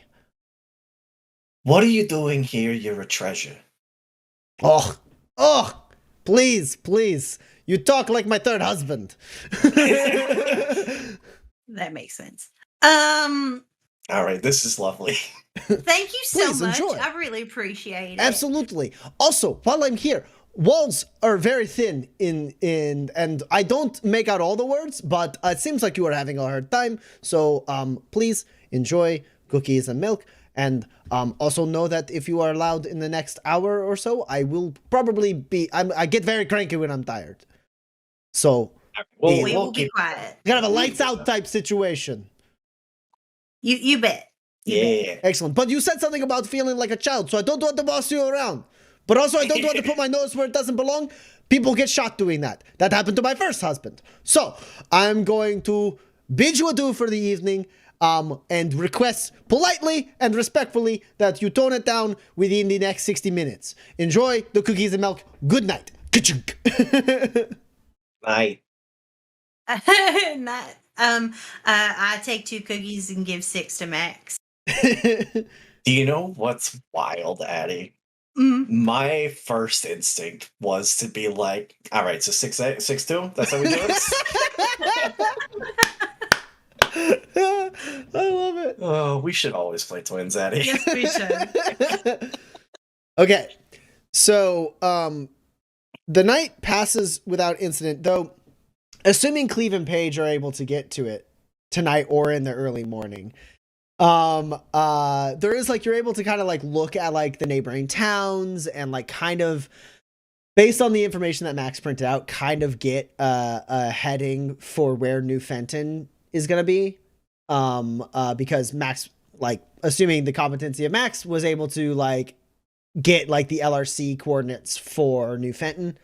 Sure. And like using that, you have an idea of like what towns you might try to hit along the way, and then like the how to get there. And then also you're just familiar with this territory in general, like especially this side of the Bone Saws and a little bit like halfway to New Fenton.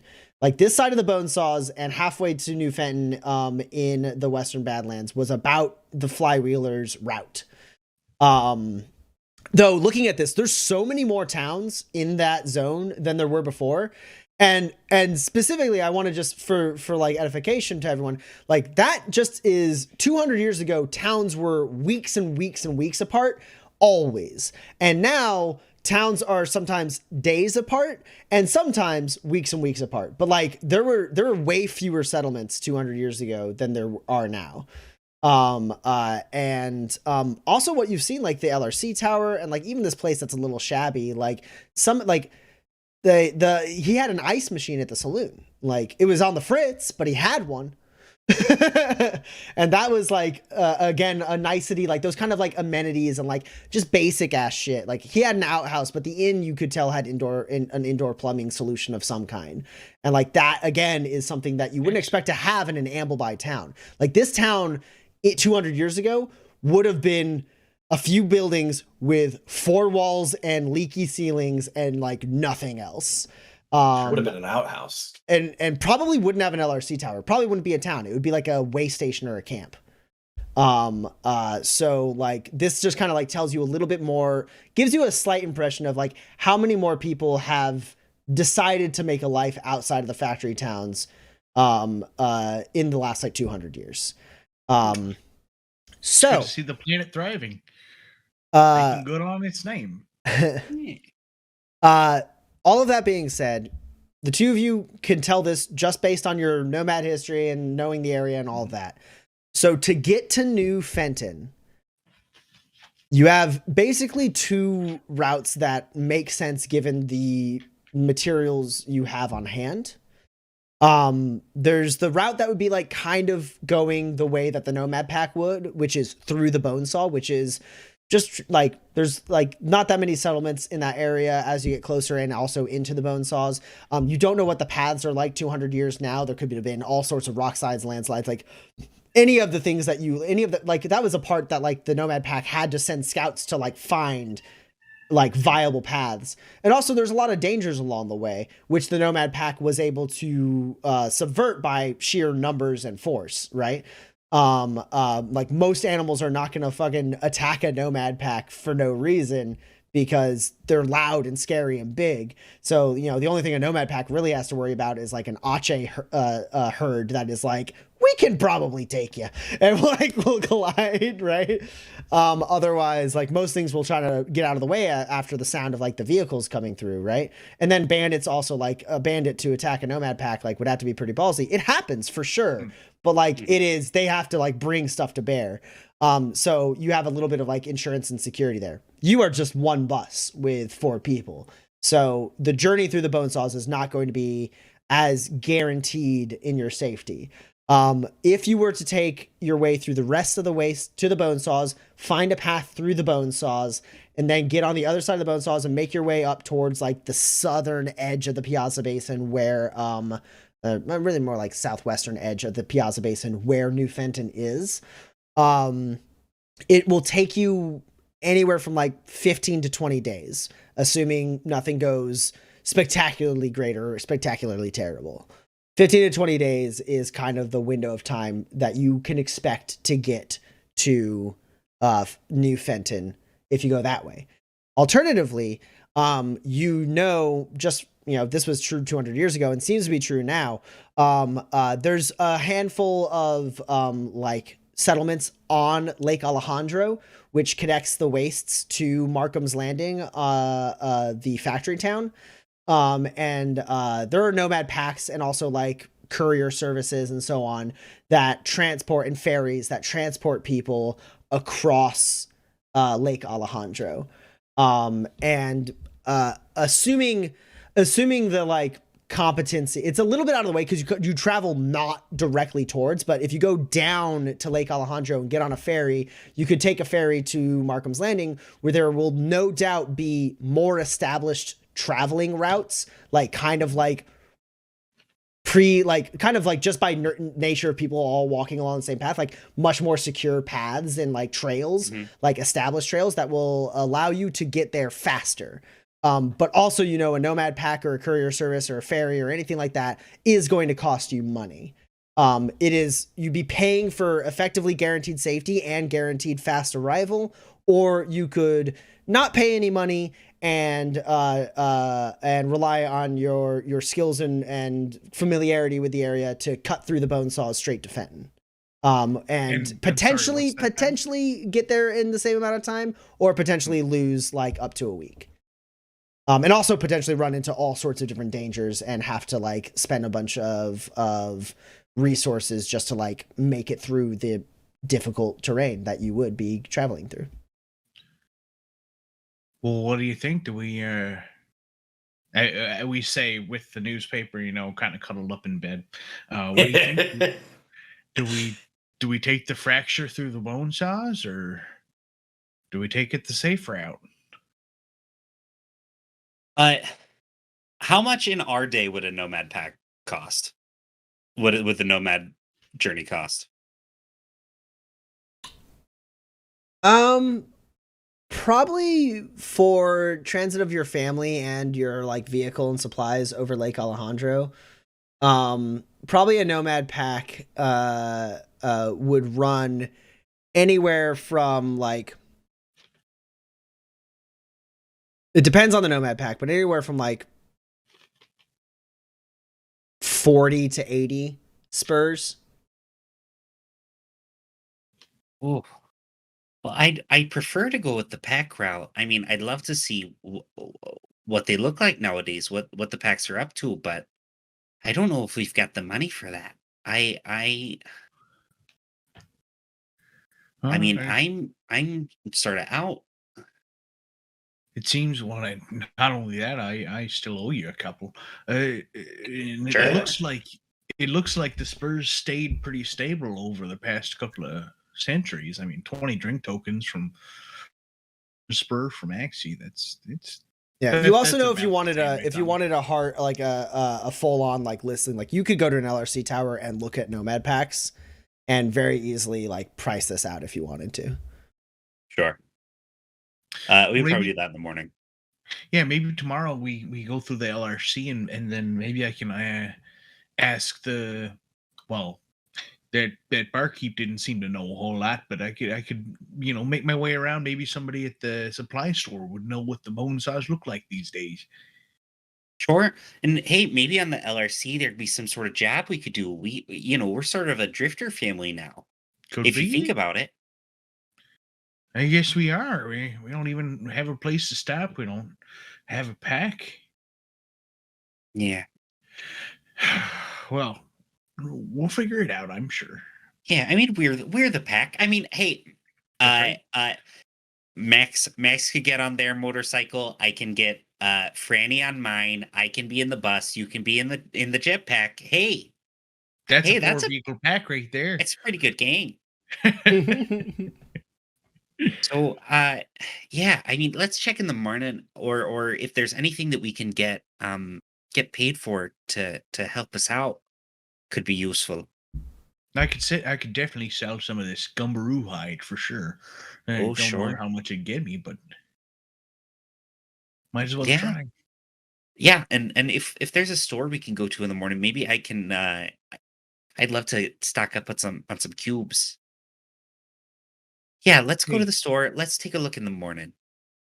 I know that it's been hard for the kids and for everyone, and I know you haven't had a whole lot of chance to talk about it, but I'm I'm thankful I still have you, little lug nut. Stop. Oh dear. Oh God, now I've got to have one. Uh, oh my big old hubcap, you come here, and they're like spooning. And he's like around the back. That's so sweet. Oh my god. Beautiful. I hate it. So the next day, you're able to check the LRC tower. Like, I'll just get that out of the way. You're looking around, and you have a keen eye for like looking at nomad listings to be able to like be like, this one is an absolute death trap. This one is way too pricey. So there's no roll involved, no connections roll needed to find a good nomad pack. Yeah. We got two people in this party with the nomad history. You know how to like look at nomad listings. This on the Fallout, it says like brackets nomad conversation option. So the best price that you can get that will also like transport you and all of your stuff across Lake Alejandro at a speed that makes it worth the price at all, and with the guaranteed safety that you need to make it also worth the price. You're looking at there's a nomad pack called the Wave Rovers, and they for each individual passenger and for the extra weight of like the cargo, basically the weight of the vehicles and whatever else you have, the total cost is 65 spurs. Oof.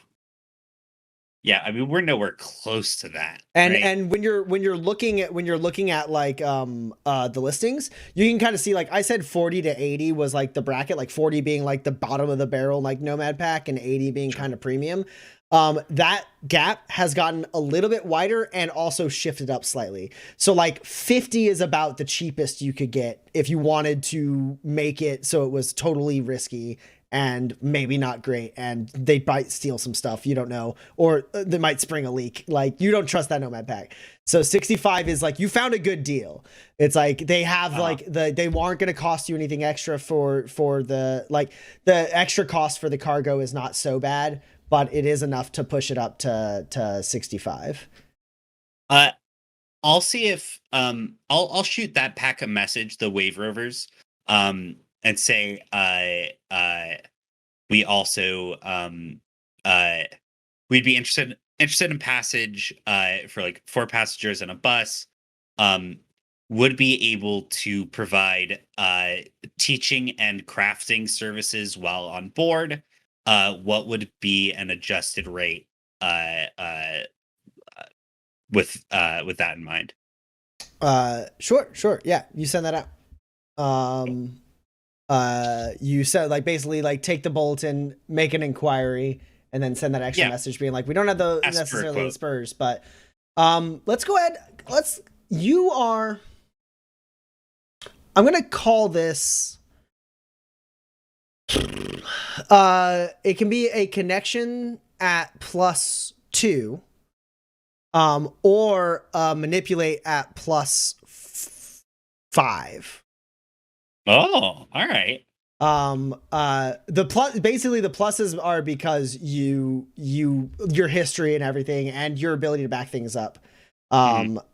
So the connections is a little harder because you don't exactly know, like, you can't be like, yeah, we've traveled with the flywheelers. Like, apparently the flywheelers maybe aren't a thing around here anymore. Yeah. You which don't see them Paige listed will anywhere. Be looking into. Yeah, you looked at all the Nomad packs, flywheelers are not there. Mm-hmm. Oh, is this contested? Yes. Yeah. Okay. You are it's it's going to be contested. Cool. Manipulate +5. Manipulate +5. Oh me, oh my, you're up against a 5. Oh. I'll spend 1 to make my own luck. Okay.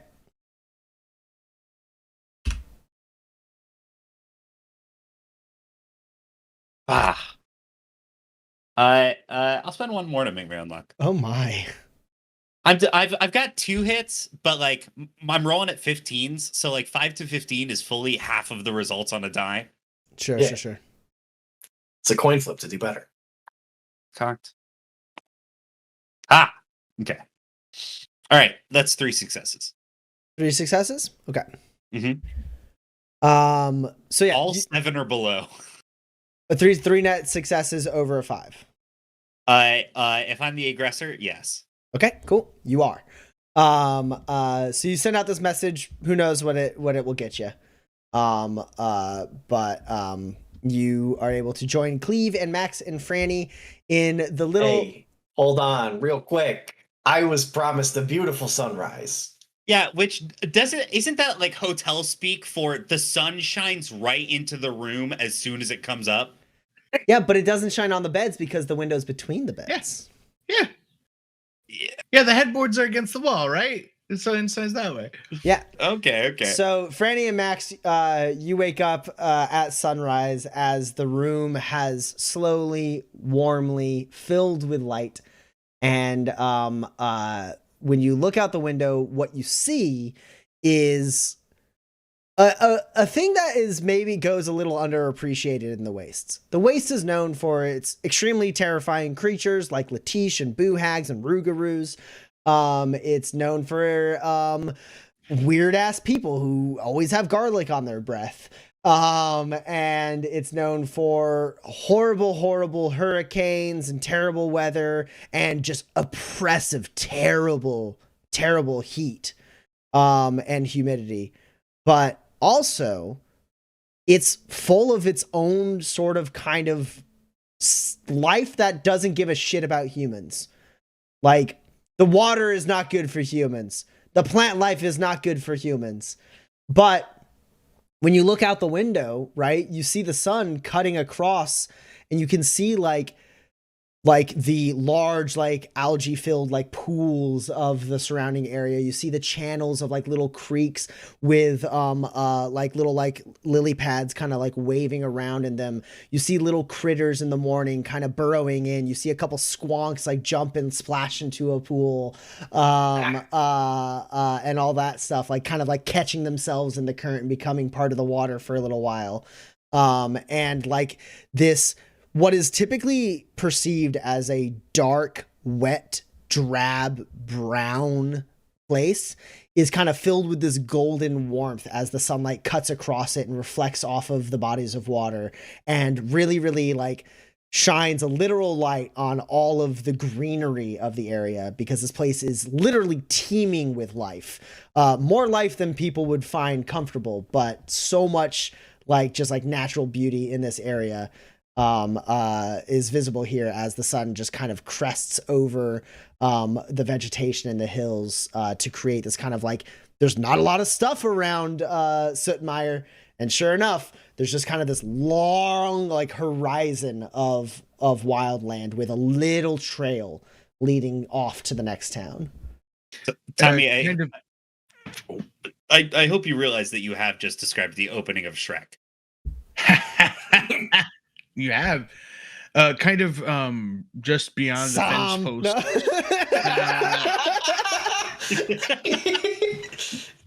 Shirt off, you have Cleve with both of his hammers, exercising, getting ready for the day. He's practicing his forms from a martial art that his father taught him called foci, as in multiple. You have a focus that you like hammered in on, and then you swing it around. And he's kind of doing his like salute to the sun right in the view of the. Right. I think for the purposes of this scene, beacon. you start like 12 seconds into us seeing the view. He just walks into view.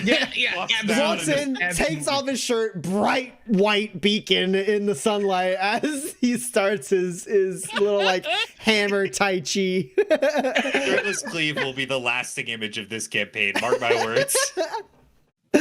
Get Kate back on the phone. I might. Beautiful. Yeah, is this before Cleve wanders into view? Yeah. Is this the view doing anything for you? Is that nice? Yeah, I mean, yeah, it's nice. Good. She said it Iris was a good would view. have loved this, honestly. You know, she loved this kind of crap. All right, well, I'm gonna call that a win on my part. You know, she used to like climb up to the hill right where their pool is, where actually like there was like a weird luminescent thingy. You know the one that you almost died in. I'm Anyway, aware. yeah, she used to climb up there, and like in the early morning, like I was still getting like situated to do my rounds. She'd always go up there and like paint and stuff. And I was always like, why don't you, we could just build something up there. And then she would be like, because I like the walk. And I would be like, ugh. Anyway. And then in Oh, walks. That's a really beautiful story, Fran. Oh He's- my god. Pop.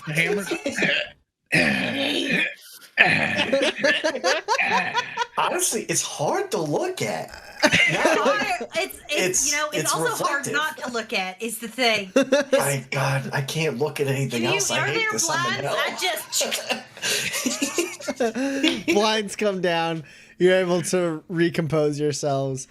And the Kumilican family can come together to discuss how they want to proceed in their direction towards the Western Badlands. And with that, we're going to take a little break here. We're going to take a break. I got 10:11 Central Time on the clock. We're going to take about a 10 to 15 minute break. Angling for 10, but in the past, it's been 15. So we'll see you guys back here in a little bit. We'll jump back in with a recap for anyone who's just rejoined us. And in the meantime, enjoy this beautiful song called Waypoint from our very own Seth Lilly. Wait, Seth? Or wrote this? Seth Lilly?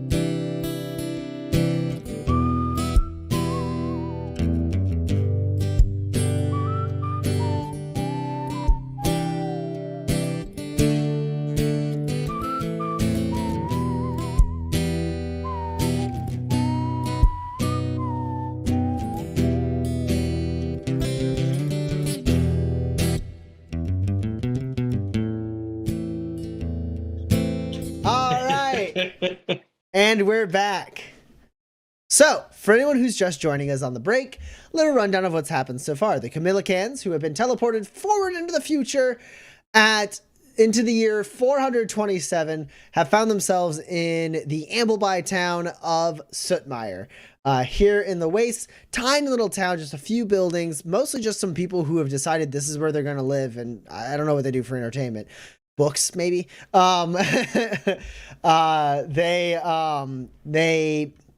are passing through this town and trying to decide how they're going to approach the next leg of their journey, as they have sort of set their destination on an area quite far away, which is the town of Soldina, which is in the Fort Dearborn territory on the northwestern part of the Badlands.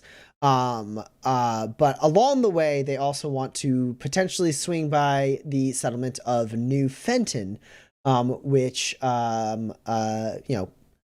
is probably going to be something near and dear to their heart, because it appears to potentially be the place where the people they saved made home, and it's still standing, it seems. So they are in the town of Sootmire. They have identified two potential two potential viable ways for them to approach New Fenton.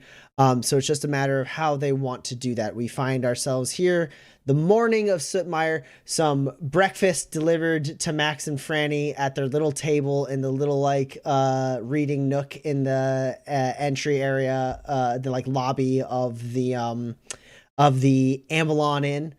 And Paige and Cleve are able to walk in after Cleve is done with his morning exercise. Max and Franny, you're finishing up your complimentary breakfast. As the sun is no longer in the process of rising, it is risen. Get how good breakfast is. Because it's just normally coffee, but this is so good. I never make. Anyway, how's yours? Franny, do you not eat coffee? Ain't breakfast, Franny. Coffee's breakfast. Coffee ain't breakfast, Franny. Yeah, coffee's great breakfast. It's got milk and sugar for carbs. Oh my god, Franny. If you gotta pick up a heavy thing, how heavy a thing could you pick up? I could pick up something heavy. Yeah? Yeah. Yeah? I could pick up you. No, you couldn't. I could.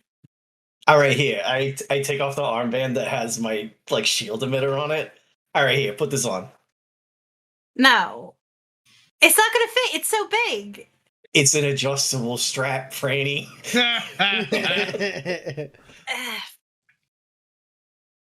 Okay. I put it on.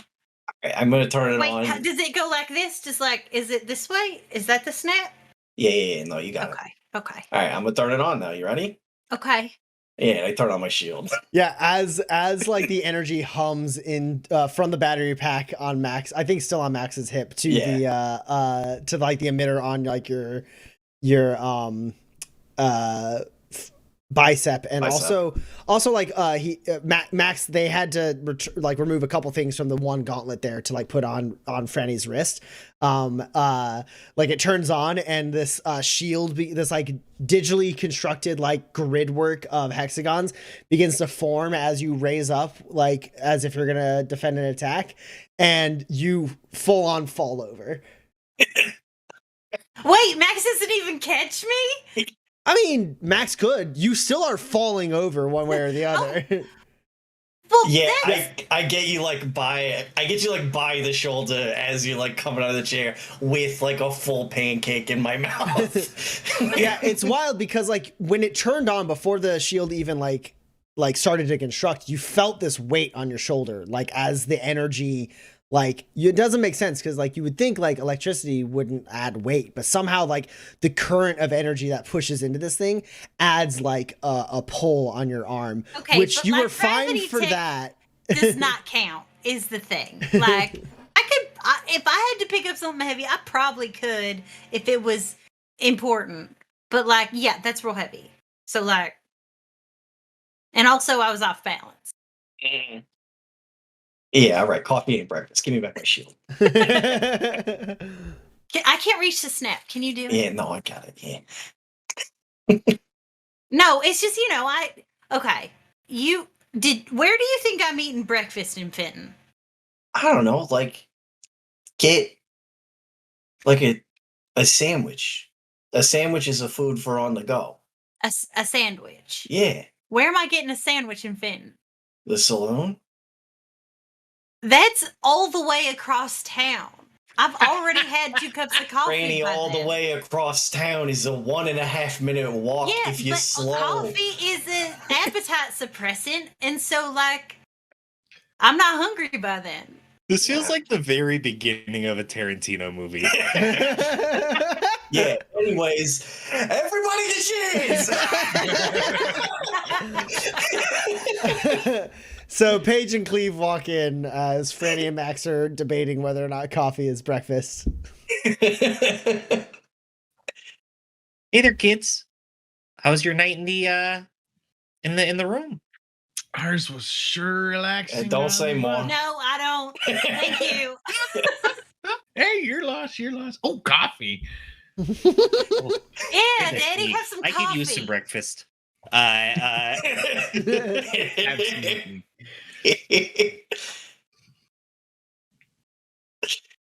All right. So what did the newspaper reveal to you? Yeah, so there's a couple ways we could go about this. We could go up through the bone saws, up through the fracture. It'll be a little bit dangerous. Potentially, I mean, I don't know how the bone saws are nowadays. Or there's a way south around the lake. We sent a message to a very nice sounding nomad pack called the Jet Rovers, and they'll take us around. Wave Rovers, yeah. Called the what was it, honey? The Jet. I think it was the Wet Rovers. The Wet Rovers. The Wet Robbers. The Wave Rovers. Oh, I got that. Was it? That the was Wave Rovers. Okay, they're the Wave Rovers, and they'll take us around and up, and actually should be a little quicker. But we're trying to get them to come down on the rates a little bit. Your father and I are sort of strapped for cash at the moment. Oh. Also thinking about, maybe there's some sort of job we could do around here and scrape together some cash. Yeah, you never know what's going on in a town is happening as this. He looks around the empty inn and nods to Broomhilda. Hello! Pop, what's happening in this town today? Yeah, I know. You're not wrong there. We were going to take a look at the LRC and see if there's any postings in the area. There could be something going on in Onington too. Yeah, actually, I do got to get to Onington by the end of the week. What's going on there, Maxie? What's did you line something up for us? Yeah, Maxie, what's going on there? I got an appointment. All right. Well, Maxie, I'm so happy you got yourself a date.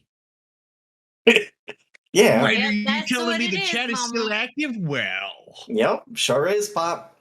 Ain't that a treat? Well, tell me, who'd you meet up with? Who's this prospective dating partner? And what's their name? Yeah. The connection was so instantaneous, we didn't even exchange names. We just knew.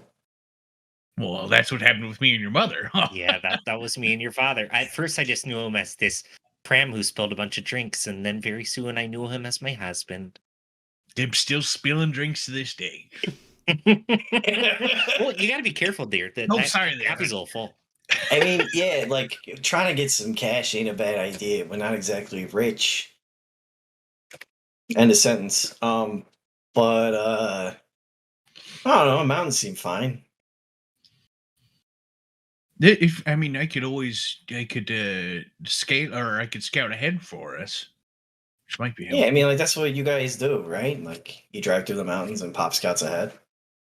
Sure. I want to hear back from these folks. See what sort of rate they can do for us. 'Cause Yeah, they might be hurting for a teacher we can get across pretty cheap. well, and I don't know if Compound Q still exists around here, if it's already been discovered and turned into something more refined. But maybe I could, hop out, see if I can spot any Belvedere. You know how it is. I mean, you probably find more up in the mountains. That's all I'm saying. I don't think the lake's gonna have a lot of, right, 'cause it's near Factory Town and it's a lake. Could be. You might be right there, Maxie. Yeah, well, we'll see what we get from them. We can start I heading mean, east. do they come here? Is this place on their route? No, we have to travel down to them to go around, but it should be a little quicker, all told. Just what I'm worried about is it's just the four of us traveling. We could be beset upon by any manner of wild critters or just folks out trying to make a buck. I wouldn't want any of us to get hurt on going on an unfamiliar path. I mean, I do that alone all the time. Well, but you're Max. Oh, Yeah, now I am here. Yes, you are, and you don't have to do those things alone anymore. Well, we'll hear back. We'll start traveling east, and we'll hear back, and we'll make a decision then. But for the moment, let's see what's going around. Maybe we can all get ourselves a job, a nice family, drifting job. Hey, Brumilda, you know anybody want to pay some drifters to do some stuff? Well, no work for drifters around here. I mean, closest place for something like that would be something like Onington, perhaps, but it's still going to be tough going around there. But that's going to be the biggest settlement in the area. Hey, is it too much for your date to meet the family on the first meeting? Yes. Maxie, you have a date? I know, isn't it? Brumilda, yes, I do. Oh, I am jealous for Need another young cup love. of coffee. Also, Pop, absolutely it is too much to meet the family on the first date. I just told you we don't know each other's names yet, and you're like, let's meet the family? It is a miracle you and Mom got together. I don't know. Nomads never stick around for too long, so you got to get it in while you can. I'm not a nomad, Pop. That's fair. All right. I hear you, Maxie. We all hear you. You're not a nomad anymore. Oh my God, it's worse when it's patronizing.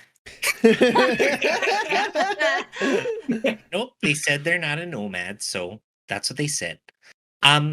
Let's go ahead and it sounds like we got to just move on then.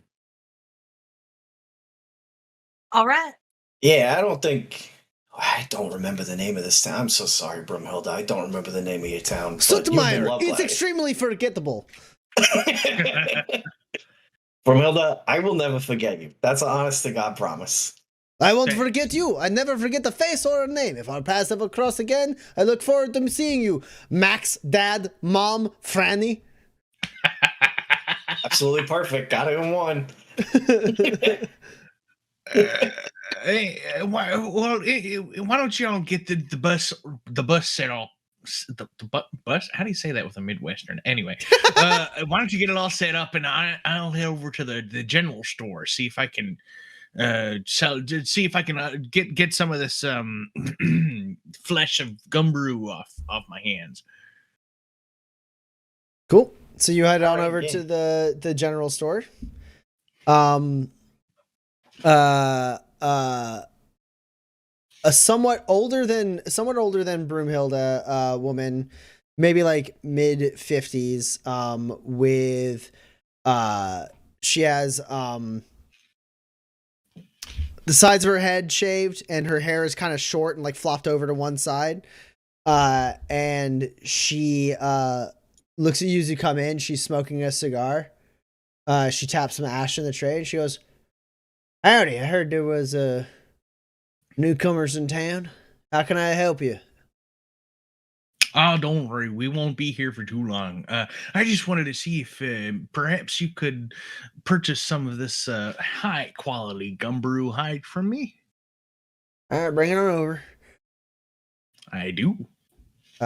She looks at it for a bit, like kind of stretches it out, like checks the edges, and then like it kind of like folds back in tightly. And she goes, "Well, Mister, I regret to inform you, I don't have a lot of demand for stuff here. Mostly, I buy some stuff on discount from the Nomad packs when they come through, pass them on to people who miss the pack, right? So something like this,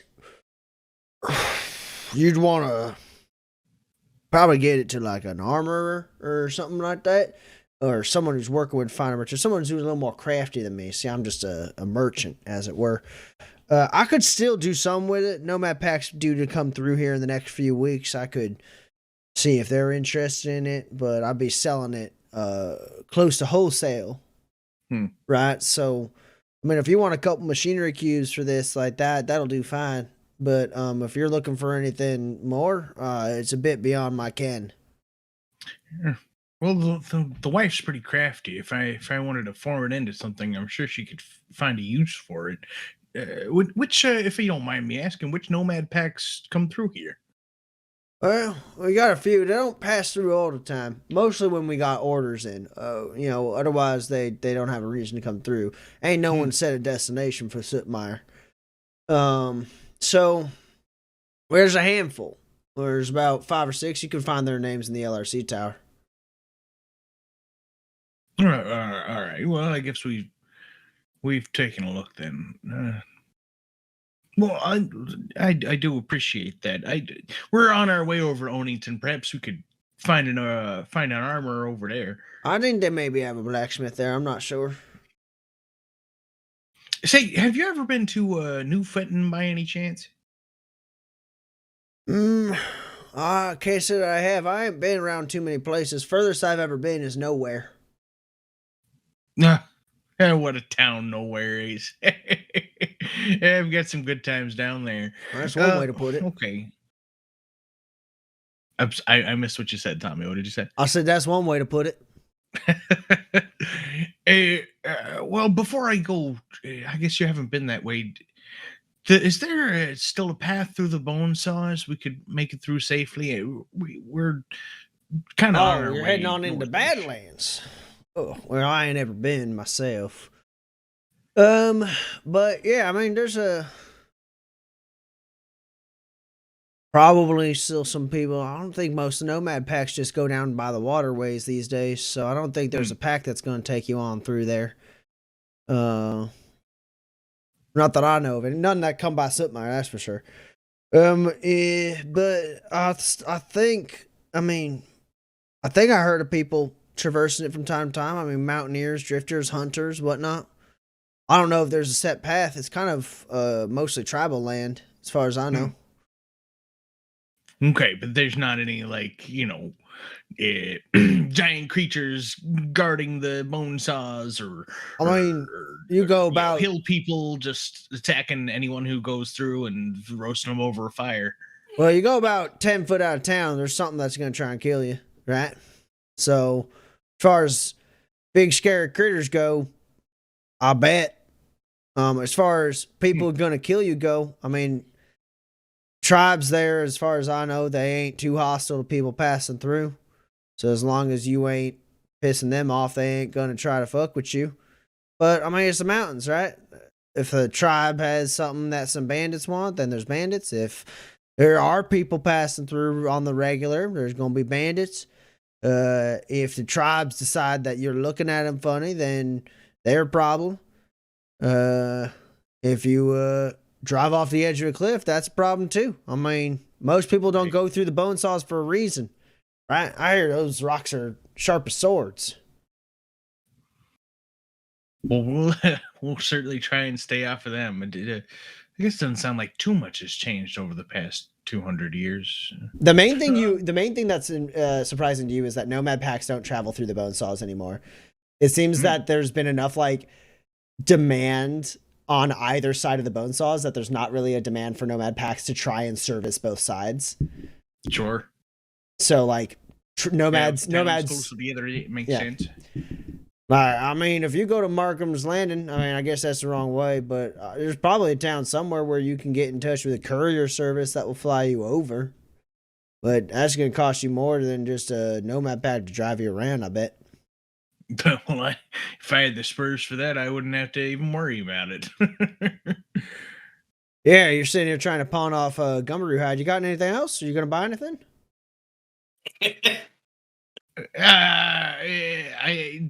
It's been a pleasure talking to you. Thank you very much. I will exit your store with a plum. Yep. Have a good one. Thanks so much. Oh, here, take these for your troubles. And I give her the last 2 drink tokens from the saloon. All right. She brightens up a little bit and goes, all right. Maybe I judged you slightly wrong. Apologies for the curtness. It's just a mighty kind gesture of you. Not at all. You have a very pleasant rest of your day. That's egg on my face, I guess. And Cleve will walk back to the bus then. Cool. Yeah, I leave all my drink tokens on top of the LSC terminal on our way out of town. All right. You guys are able to head on. It looks like your next specific destination is Onington. Yeah, I got places to be. Yeah. Doesn't take you guys too long to get there. Travel's pretty quick. You don't have to like steer out of the way to try and get to like some of the other settlements you could visit. I do actually need a fuel test from the bus. As we need to see if the bus has enough fuel to go into the next session or if it goes empty. Can everyone blow on this real quick? Thank you. Oof. I'm not asking y'all to blow again. Y'all got bad breath. That's a natch 20. Okay, so you basically are running out of fuel. At the end of this session, if you do not put fuel into this vehicle, it will be on empty and unable to operate until you put fuel into it. Yeah, I've got 1 fuel cube left. Cool. So just take that out of your inventory and the vehicle is A-okay to go into next session. But we'll need some more gas. Don't have money to pay for it, but I've got 1 more premium fuel cube left, so we've got a little bit of time. Oh, yeah. Okay. This bus, I'll tell you what, this bus guzzles gas like nobody's business. So you travel for almost about 2 days and you get to Onington. You pull in a little past midday, late afternoon. And Onington, compared to Sootmire, it's a beacon of civilization. It has a couple crisscross roads, a couple different areas. It looks like there's actually a large it's actually, I guess the better way to say it is a small lake that is kind of attached to it, or that it kind of borders. It looks like it has some like docks and stuff like that. It has a couple saloons, a couple like looks like 1 big inn and maybe a couple smaller like little housing areas. It has a mayor's office you're able to see. Alongside, it looks like the mayor's office and the courthouses are attached. So like in general, this town is definitely bigger than Fenton, and it's also way bigger than you remember it being. Fenton and Onington were about the same size 200 years ago. Onington seems to have really, really blown up. It's like kind of like quadrupled in size. It didn't like it had that lake all the time, and it was kind of like a fisherman's like settlement, right? is what it was back then. And it looks like those roots are still kind of there, but other industries seem to have popped up here as more and more people have found this to be a pretty hospitable area. And Onington, similar to Sutmire, has like kind of a nice advantage because it has a lot of waterways around it that seem to like help floodplains from being too much of an issue as they all kind of like channel away. It's kind of at this like hotbed of like creeks, rivers, and this lake. That like all like the town itself is built on like the one big part of elevation around all of this. So it's like when it floods, it's just all of that becomes a big moat around Onington in the past. But it looks like they've actually like extended some of the land. They've cut down some more of the like the terrain and leveled it out to make it a little less wild around the town. And built a lot more buildings in their time. And the LRC tower is like twice as high. So we're in town now? Yeah, you're pulling up into town. Okay. Well, for me, first order of business does Onington have a LRC operator? Yes. Yeah. Okay. As you pull into town, you kind of swing by like the docks first. And you see at like kind of a crisscross of some of the smaller like it's hard to call them roads because they're really like walkways. These kind of boardwalks. There's a like a 3-person like band playing like on like a steel drum and like a guitar, and then like someone who's just like kind of like tapping their foot and like singing as people kind of walk by. And most people are like tossing in like drink tokens, and every once in a while someone drops in like a spur. Sure. Neat. So I'm sorry. Was that a yes? That was a yes. There is an LRC operator. Okay. Cool. We got caught up. I was like imagining this little like busker band, and I too was really like thinking about the busker band. All right. Those 3 black horses ain't gonna get me. Yeah. So I would like to go there. I would like to go to the LRC. Samesies. Yeah. So bus stops at the LRC tower. Cool. Yeah, and there's a young man there, probably like 17, who is kind of sitting there. Looks up. It looks like the midday shift is not where there's a lot of traffic. Mm-hmm. So he perks up when he sees you and goes, "Howdy, how can I help?" Hi. I've been having some trouble with my LRC tag, and I was just hoping if you could help me out. Absolutely, man. I give him like my biggest, nicest smile. Absolutely. Go on, hand it on over. We'll see what is it you seem to be struggling with. So I think it thinks like the day is wrong, because I'm a sheriff from down the way, and well, my like access to the network is on the fritz, and it says it's expired, like 200 years ago, and I think that's maybe a problem on the hardware side. Maybe, I don't know. Could you take a look at it for me? Thank Franny. 200 years? Oh, that's Mama, no I got good. it. We can't be having that. Looks a little confused. Thanks, Mama. Slots it in, pulls down like an extra monitor, and it lights up and goes, "Yeah, I see it there. Interesting. All right, Miss Franny Kumilican Wills." That's correct. Yeah. Okay, give me a second. Sheriff, if you don't mind. Sure. Sorry, Sheriff. No worries. Starts like, you seem very young and bright for going through LRC training already. well, actually, I'm just filling in for my brother, but pretty much. Big aspirations. He taught me pretty much everything, and this ain't too. Huh. Well, this here is strange. I don't. Hold on a second. Hey, Carlos. And he calls back, and like a little room in the back of like the LRC tower like opens up. And a man walks out with like a burrito. Oh, I don't want to interrupt your lunch. I can come back. It is no problem. No, it's fine. It happens from time to time. Mostly he's just here to let me know if anyone actually needs anything, so I can just sit down for a second back there. There's no back on these benches, is the thing. Hi, Carlos Paradis. Pleasure to make your acquaintance, miss. He glances at the screen. Kumilican Wills. Sheriff, if you don't mind. Right, yeah.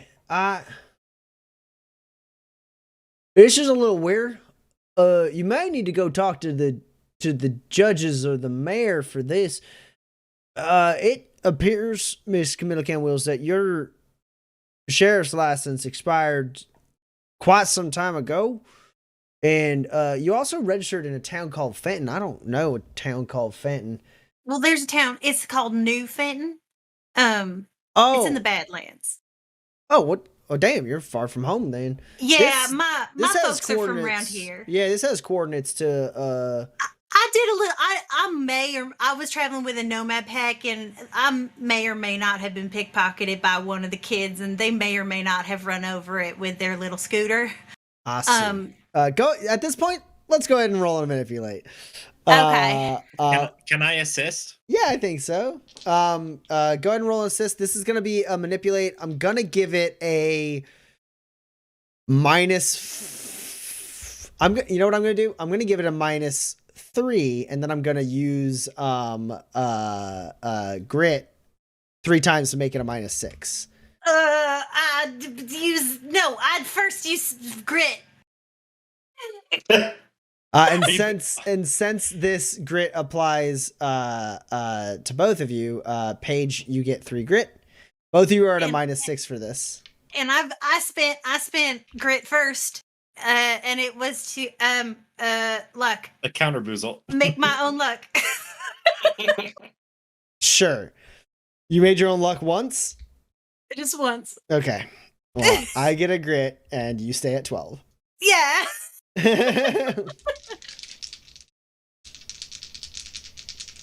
-6, huh? Yeah, -6, but you get an assist from Paige first. Okay. Yeah, the reason it's a -6 is because he literally has like technical readouts that are counteracting your story. Right, but they're from 200 years ago. So and that's insane. That's insane. It is insane. Yeah. So the fact that you threw out the nomad, maybe some tampering with the nomad kids is like, yeah. So we'll see. We'll see how it goes. Paige, what'd you get?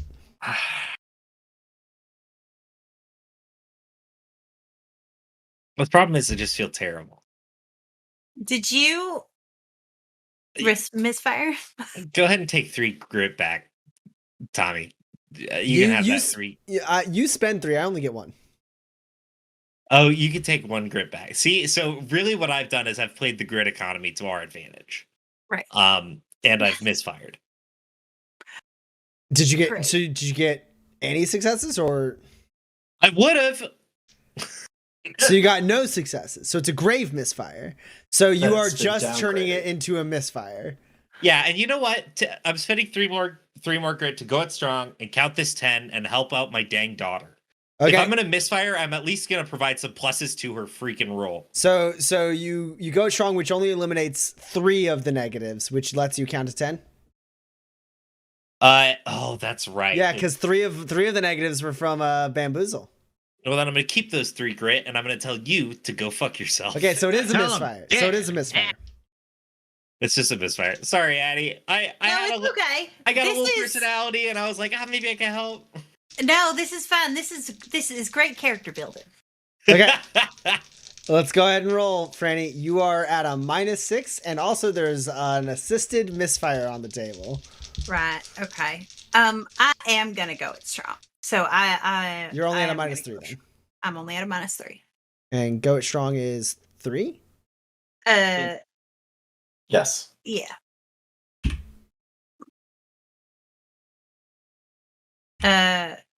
Gosh. How important do we think a 4th success is? My potential success. Wow. What is your highest? You get to know numbers first. 9, which is the highest I can get. Okay. That's fine. I was about to do this anyways. So now you don't have to make any choices because I will spend 2 grit so I can play to the gallery and count this 11. It sucks. Hey, Tommy, everything you've done sucks. No, this is fine. I only We get were to It's drive. hard to impersonate a cop. It's hard to just impersonate a cop, but I am a cop. I was trying to bond with my daughter.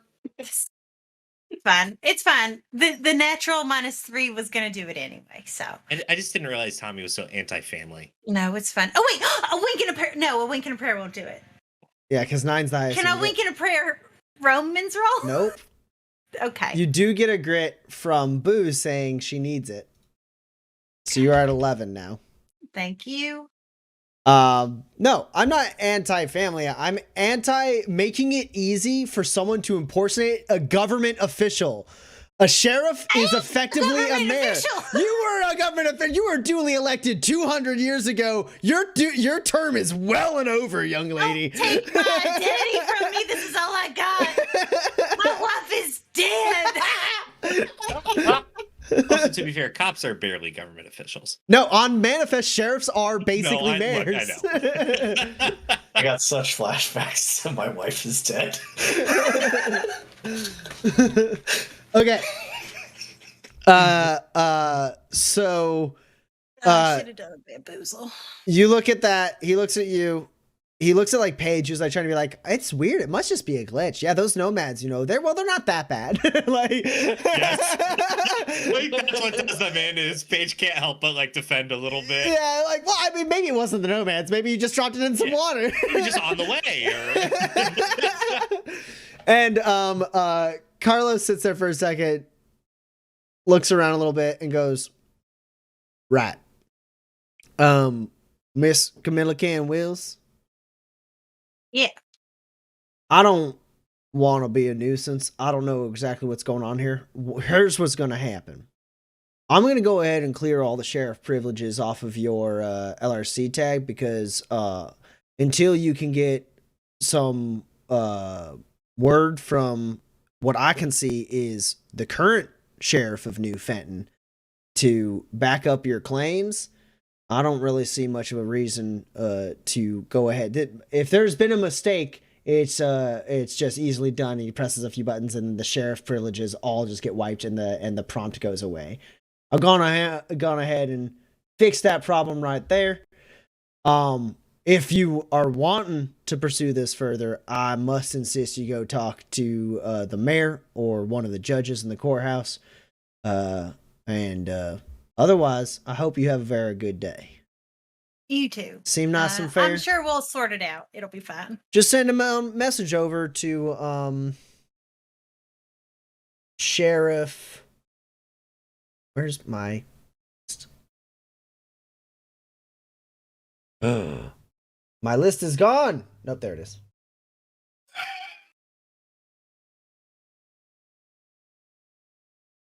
Sheriff Bacchus. And you can go ahead and sort that out between the two of y'all, I assume. Yeah, I'll send it all over on the personal terminal, and that'll be fine. We'll sort it out. I just Sorry we thought couldn't be of you more could- help. No worries. I appreciate you. You're just doing your job. Pulls out the LRC, or before he pulls out the LRC tag, goes, anything else I can help you with? No, you have a nice day now. You too, Miss Kumilican Wheels. Pulls out the LRC tag, hands it over to you, and you can tell that this dude is like, you were trying to do a crime, I'm not gonna narc.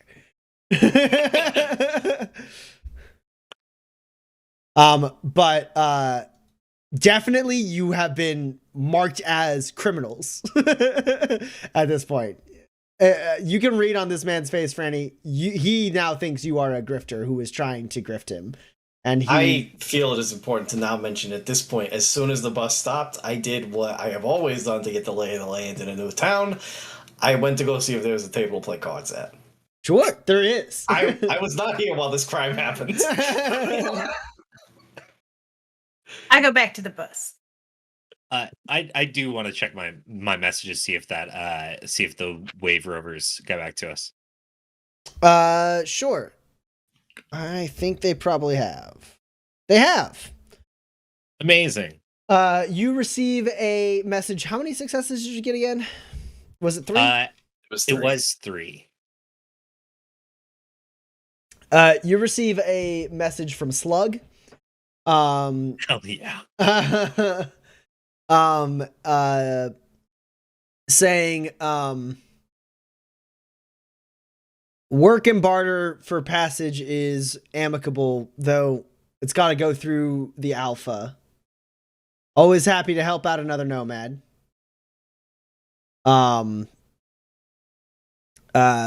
Meet us in town. We'll talk through the particulars.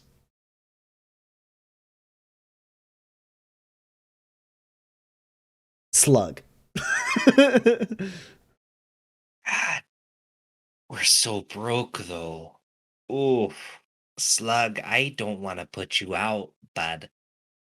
Oof. But we could talk to the alpha will be fine. Oof. Well, okay.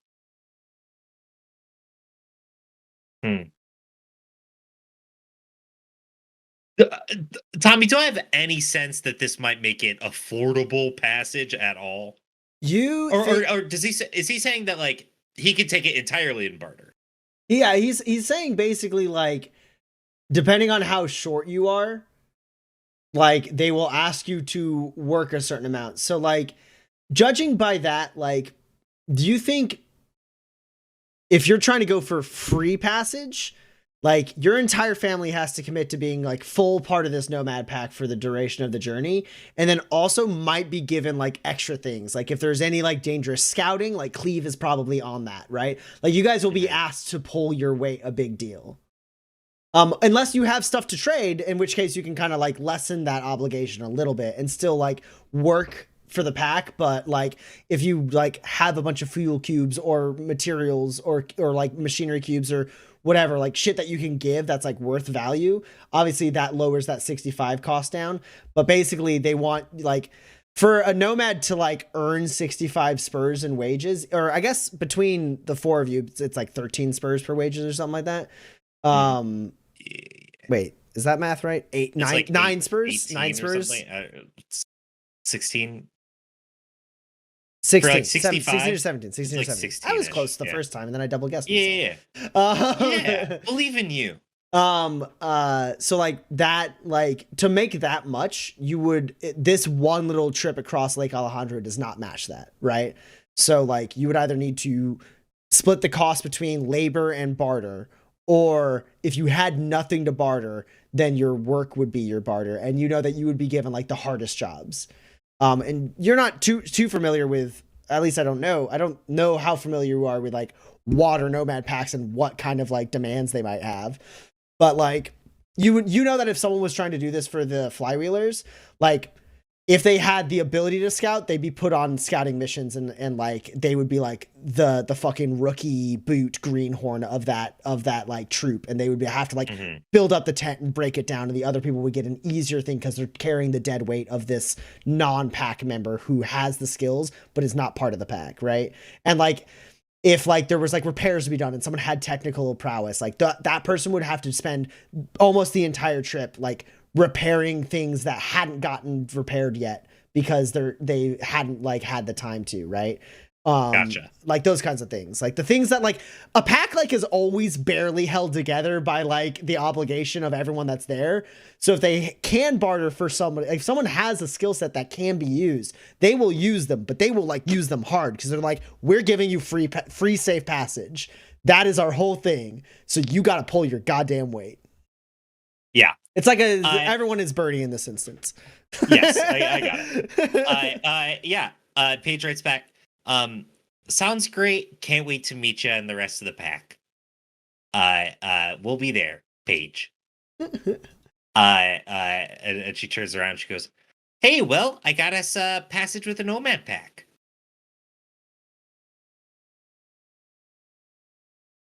This is to Cleve and Franny, I believe, because Max is off finding a card table. Franny left. She went back to the bus. Oh, I mean, the bus is outside the LRC. Yeah, tower, I mean, like Paige goes back onto the bus and sort of announces. Oh, that's great, Mama. Yeah, very nice guy named Slug. He seems like a good fella. Now, how much is it going to cost us? Oh, I worked it out with them. We should be fine. You know, if we've got a little to pitch in, I'm sure they'd appreciate it. Yeah, we've got the skills. We sure do. They're I mean, we're still pretty strapped for cash though, and then we won't have nothing after that. No, yeah, no. We're working it out. We're gonna do some barter and some picking up some odd jobs, and I'll probably do some teaching and some crafting. Sure. Yeah, That seems fine. should be fine. Oh, is Maxie on their date? You know what? I don't know. Cool. I'll give Could them be. space. I'll get the rundown at breakfast tomorrow. Yeah, Maxie said they don't meet the family at the first date, so No. we better give them distance. Hey, maybe they need a ride down to Lake Alejandro. They could join I us for the highly trip. doubt that. I bet you they're pretty localized. Meanwhile, Max, you go into a nearby saloon nearby the docks. It is a marked difference from Sootmeyer. It is loud, rambunctious. There is it's not an automated piano. It is like an automated like one man band type thing. It's like this weird like it almost is shaped like a jukebox, but it has a bunch of other instruments, and it is playing like there's like a little like keyboard that's playing something automated, and then there's like little drums that are like bing bing bing bing like hitting at exactly the right time, and it's making like this like kind of like weirdly like precise music that is like almost drowned out by the din of the people like shouting and like cheering and talking and stuff like that. And you look over and you see there's a couple people playing dice and there's a couple people playing cards. Hey, fantastic. Honestly, this is the best saloon I've been in 200 years. I'm going to go over and play cards. Absolutely. Are you just playing for funsies, or are you trying to actually turn some spurs here? I'm probably 50-50 trying to make some cash and trying to like get the lay of the land, figure out who's who around town. Okay. You know. So if you're not interested in receiving like a money payout for this and like risking, I would love to make money, but okay. So then we'll do it like this. You're playing cards socially, but you're also still trying to win money. So we're gonna make it a connections roll. We're gonna make it a connections roll, and because you're trying to split duty between actually winning money and like talking with some of the locals at the table, we'll make it a connections roll at a -4. all right. And I got it's 12 still grit. opposed. Okay. I got 12 grit, and that's fucked up. So I'm gonna make my own luck twice. Okay. And then I will bamboozle you 3 times. Okay.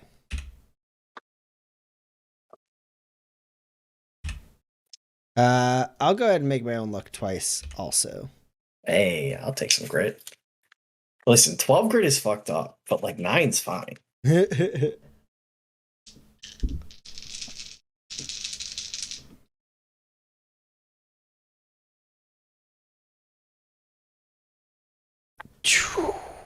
Oh no, my make my own luck did not super help out. I have a 7.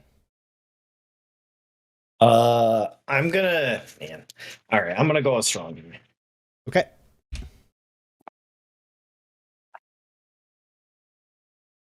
Oh no, Argalam gave you a grit, but said 9 is fine. How is 10? But now you're at 7. And I will twist the knife once. Ooh. Listen, I'm a gambler. This is what grit's for. Gambling. And then winning when you roll like middling. So my high is a 12. Okay. And I got 2 successes over a 7. All that Yeah. for 2 successes? Yeah. I was ready for you to be like, I got 7 successes. No, absolutely not. Okay, We're like level 5. you break even on the Spurs. You don't lose any, you don't make any. That's fine.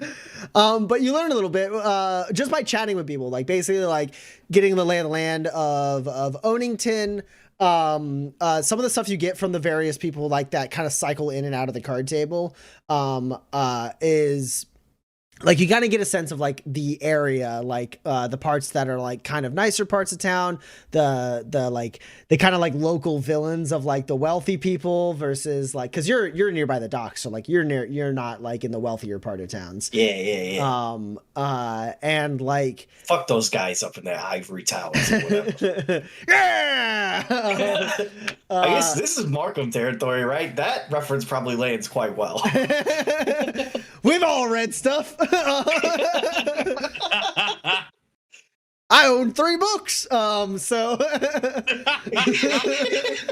Good for that guy.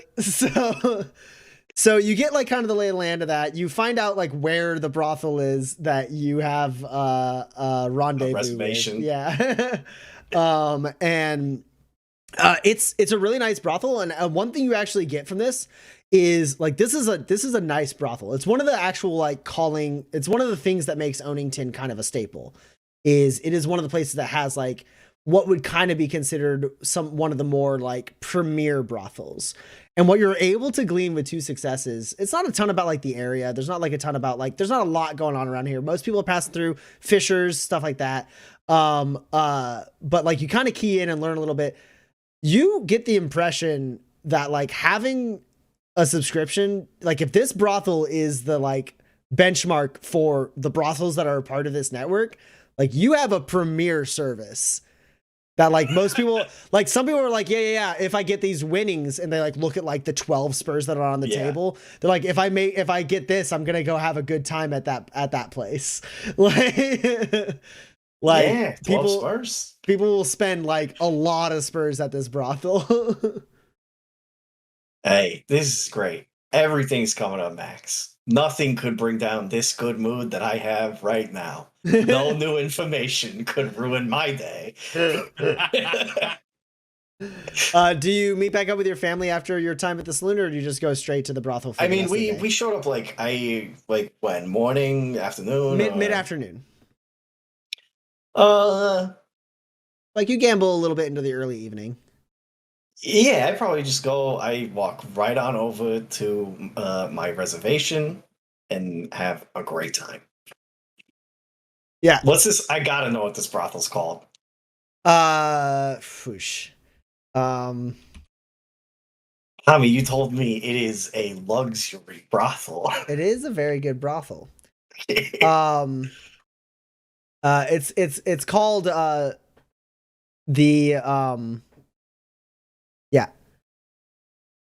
the Lonely Bird Nest. That's kind of fun, I guess. Kind of sad.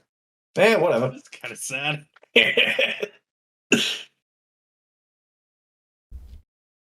Yeah, I will point out I'm not trying to hide at all that I'm going to this brothel as I like walk out of the saloon over to town. No, like you I don't mean like from people in town. I mean specifically, I do not care if my family sees. What's everyone else getting into? Is everyone just kind of like finding a place to rest? Are you guys staying in the bus for the night? If you stay in the bus, you got to stay kind of out of town because there's not a lot of like areas for you to like park it for the night in town. Otherwise, you have to pay to either stable it or go to the inn. Yeah, I was gonna stay on the bus, so. We could probably go to the. We could probably make a stop by the armor or the whatever. Sure. Raptors. Okay, so Paige and Cleaver there. Franny's just hanging out on the bus, watching the bus, minding the bus basically, because you're not stabling the bus yet. So having someone there to stop someone from like causing a ruckus, yeah, not necessarily giving a ticket, but like causing an issue, basically smoothing over anything like that. Franny's there. Because like it's not in a place like people will like stop and like they'll like hitch up their horses or their vehicles outside of a place while they're there, but like if it goes unattended for too long, then like that's when like the local law enforcement is gonna be like, hey, whose fucking horse is this? But Paige and Cleve are going over, so I don't think no one in your family sees you heading to the brothel, Max.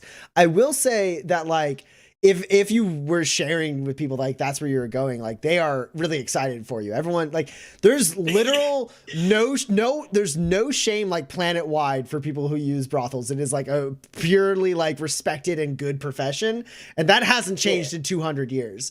There's the one person who's like, if I get these winnings, I'm gonna take my 12 spurs over to the Lonely Bird Nest. We're like, hey, I got a reservation there later. And they're like, a reservation? You can do that?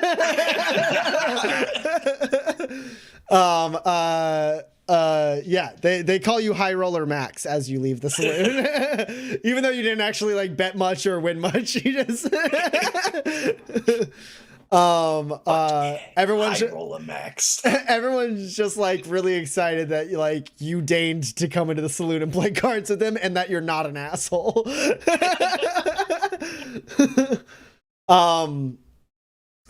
So Cleve and Page, you walk into the blacksmith shop. It's kind of like a duo purpose like general store and like smithy. And you like walk in there and like basically it's like they seem to have like some crafting services, but like primarily they kind of just like sell their wares and also like will barter and trade like general supplies. But you come in, Cleve, you present the gumbaroo hide, and the like kind of like tubby short man behind pulls out some spectacles, looks at it, stretches it out, and he goes, "Ram, this is actually pretty well kept. Ain't too often you get one that's this large. Usually you're working with small little snippets that people are able to get that don't totally scrunch up. And you've done a good job getting all the secretions out, so that's nice. Well, I mean, if you're looking to what do you want for this? You looking for spurs or trade? Spurs is preferable. Okay, well, I mean, I still got to work this in with stuff, but I could definitely use this on a few of the projects I got going. So, I could give you hell. He sits there and thinks for a second, looks at you, looks at Paige, and I need the two of you to roll a blend test for me. Oh boy! Oh boy! Oh God! Oh God! This can be a teamwork. The two of you can roll this as a teamwork. I have one die to roll it. One of you chooses to be the primary. Like one is the primary, and the other one is giving bonuses to that primary. You want to go? Wait, I can look at your character sheet. Again, I have one die to roll at this. My personality is 2, but my blend is at 11. So conventional is awesome. I roll 3 dice, but add a 6. You can use some of your newfound grit to make your own luck. Yeah. So the optimal way to do this is to have Paige roll as an assist, and then spend like 2 or 3 grit to add dice to your roll. Dan is indicating it needs to be 3 because it greatly reduces your chance of a misfire if you roll 4 dice. Yeah. That's fair. That's fair right there. Okay, well, sure. I don't. Should I do it before or after? He should probably. Well, let Paige roll to assist first, and then. Fair. You should spend the grit before. You should spend the grit before because if you're trying to reduce your chance of a misfire, you want more dice going into the initial roll. Clever. I'm spending 2 grit to make my own luck. Okay. And I provide a +3. Hey. Me and Cleve have better sort of natural chemistry than Franny and I do. I'm ashamed to admit. This is gonna be. I'd like to get as many as I can get. So I'm also gonna spend. I kind of drifted in the diaries there. I'm also gonna spend 3 grit to bamboozle this spectacled old man. Ooh. All right, 3 grit to bamboozle, and how much grit you're doing 3 grit to make your own luck also? So 6 grit total goes into this? Mm-hmm. All right. Not This just is not 6 roll. grit, 6 expenditures of grit. 6 expenditures of grit. So I'm at just an unspendable amount of grit at this point. Fuck it. See what time it is. This is I'm gonna make my own luck 2 times, so each of you can get 2 grit. Oh. I'll take that.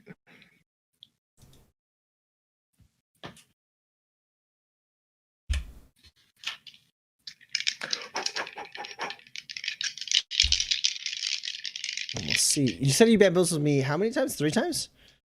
That's right. It was a Jesus. +3 from you, honey. Yep, Good. sure was.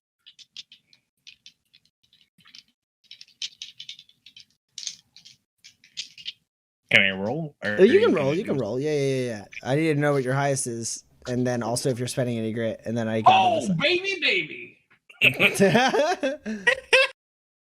My keen game sense tells me that Tommy is maybe grave misfired. No. I'm trying to decide if I want to play to the gallery. Might not be worth it because my play to the gallery is still shit. My highest is a 14. I'm not playing to the gallery. What's your highest there? No successes. No, love that. That's 5 successes for me. And that includes this die, which rolled a natural 1. Hey. Yay! All right. So Sneaking on through. he's gonna look at the two of you and go, yeah, non-Spurs is good. And Yeah, that's you know that to be an extremely fair price. He didn't try to hack. He was about to like try and undercut you, do something, but you full on are able to understand that he like looks you up and decides whether or not he wants to try and like take you for some money. And then he's like, nah, 9 Spurs is extremely fair because you know, like, one thing that happens, Paige's assist is Paige, you look over his shoulder at some of the stuff that he's working on, and you're able to spot the thing that he would use this on. And you just like kind of say a thing along the lines of like, oh man, this would be really good for that hardening mod you're putting on that armor, Yeah, right? exactly. And like when you say that, like he like takes that and he's like, oh, they know what they're talking about. And then like he looks at you, Cleve, and he sees like the hammers and you're like, you might even have some to spare. And then he goes, 9 Spurs seems good. 9 Spurs for each or 9 Spurs total? 9 Spurs total, because it was three patches. Uh-huh. So it was 3 Spurs per. my friend. It is rare that you find an honest businessman in a place like this. I quite do appreciate that offer. I'll take it. Shakes your hand. And he goes, what pack do you ride with? You're no man's by the look of it. He says, like handing over the 9 Spurs. Oh, we're out there with the wave With the robbers, the wet robbers, the wet bandits? No. The wave rollers. we're with the rave rollers. Huh. We're a bit off of our route right now. We're That's right. taking a holiday. Man, I mean, your business is your business. Thank you for the hide. You are correct. This will be very helpful in my current projects. Sure. If there's anything else you need, feel free to browse around. Let me know. And if you got anything else to trade, I'm happy to cut you a fair deal. Oh, I got a. Let's see. I got a cryo capsule. You looking to If sell you that? want- Yeah, sure. Okay. What quality is it? Standard. I'm really enjoying 2-star. the tail end of this episode. Mom and Pop go to the pawn shop. Now this here is authentic. Collectors go nuts for this stuff. Sorry I to flew in my if the- guy who knows Gumbaroo hides in to get an appraisal. Why? I'm gonna be so upset when I look at why I'm so confused. So I think the chat or the viewers just heard Windows like error sound like 4 times as I tried to Control F cryo capsule and it wouldn't come up. And I don't know why, because I was spelling it right. Okay, I've so got it right here. yeah, I'm mad. I'm mad that I was like, oh, cool, sweet, Control F, and it was like, no. Okay, crowd capsule. He looks it over, puts a couple more lenses down over his spectacles, like presses a couple buttons, like, and then carefully like opens it up and looks at the inner working, and then like slots it back in, and goes. Yeah, I'm on 3 spurs for this. Sure. Yeah, that'll do. Gives you 3 spurs. Also, the money from this transaction, Cleve definitely just hands it right over to his wife. So you guys have sold some goods to the general store, and you've netted 12 spurs. Yeah. Honey, does this make us even? Since I was the one that get the exuberance out of the gumbroo hide. Sure. Yeah, I mean, I think it was I only gave you 2, and I'm sorry, Cleve. I looked at your claim, and I don't think there's much there to take anymore. Yeah, it's not no, that surprising. This will be fine, and we can get some extra gas for the bus with this. So this will be good. Good. I sure hope so. Y'all need gas? I can sell you some gas while we're at it. Sure, we'll take a fuel cube. Absolutely. 8 spurs. Here you go. Boop. You get a fuel cube in your inventory. From your hands to my hands, or to my husband's hands to my hands, and then back to your hands. It's the circle of spurs. Indeed. Anything else? Well, that'll do it. So wonderful meeting you. Cheers to you, my friend. Likewise, strangers. See you later. And hops off of his stool and goes back to work in the forge. Cool. All right. Max has an extremely good time at the Lonely Bird Nest, where it's like it smells. Tell me about the aesthetic in here. It smells so nice in there, and like it's exactly the right temperature. Like you walk out of like the heat of the wastes, and you walk in, and it's like perfectly climate controlled. Let me ask. No part of the wastes has ever been climate controlled in my experience, right? Correct.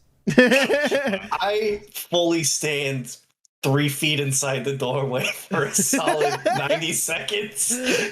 Yeah. You like, I think like if you've been to Iron Harbor, there's a lot of parts in Iron Harbor were climate controlled. Yeah, but that don't count as waste. But outside of the factory towns, literal nowhere you've been in the waste was climate controlled. And this building has fucking AC. Oh my god. Honestly, I could pass on the rest of it, and this would have been worth it. They walk over. Someone walks over and offers you a tray of sweetened iced tea. Oh yes, excellent. This is fucking great. Yeah. Show me around. I'm new in town. This is wonderful. Yeah, they give you a tour.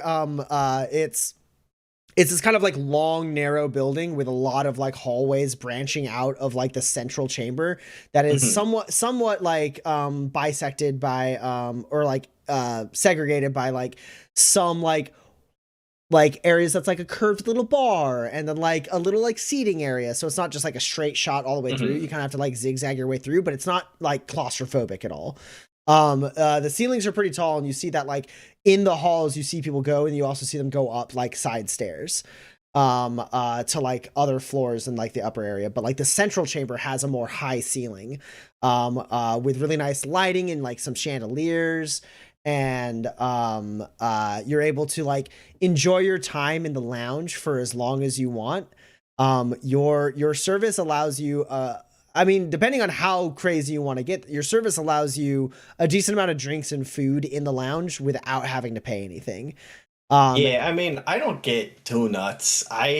Listen, I got a reputation amongst my family of going like too hard and too wild, but also right? I've been out there a long time, drifting on my own. I just got this subscription. I'm not trying to ruin it on day one. Yeah, well, it's just basically you would have to spend more if you wanted to like go a little bit harder. But they make actual cocktails here. They're not just pouring. Yeah, listen, the air conditioning has me mesmerized. I'm too entranced to go wild. Like, they mix things here. They don't just pour whatever liquor you want in a glass, either warm or chilled, and then go, here you go. Like, this is a place where you could maybe get a Manhattan. Oh, all right. This is a 12 spur experience, 100%. Yeah. What are Manhattans called on Manifest? They're called Freedom Cities. Freedom drinks. But then like whenever you're ready, you're able to retire with one companion. You got to pay for more if you want more. You have a lovely night with this companion. Overall, it's like everything's great, and regardless, unless you say no before your stay is done, you do get a massage. Oh my god. Like, I'm gonna say fucking no to a massage? I died. Yeah, it's Hard like on a the pseudo like spa like cocktail lounge experience that you have. Oh my god. And these are in a lot of towns now? And basically you roll decent enough on connections without having to like be weird and ask a lot of questions. Like, you're pretty sure that your subscription to like a year-long subscription to this place is probably, oh goodness, I'm messing up all of my money.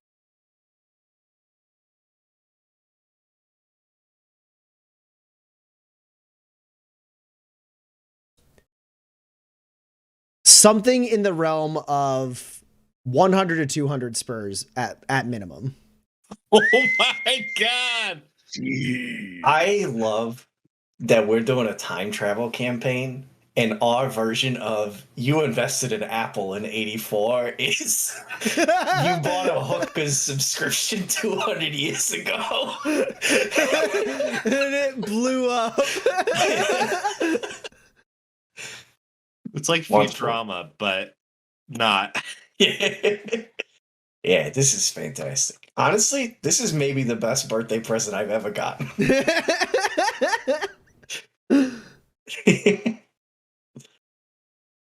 Hell yeah.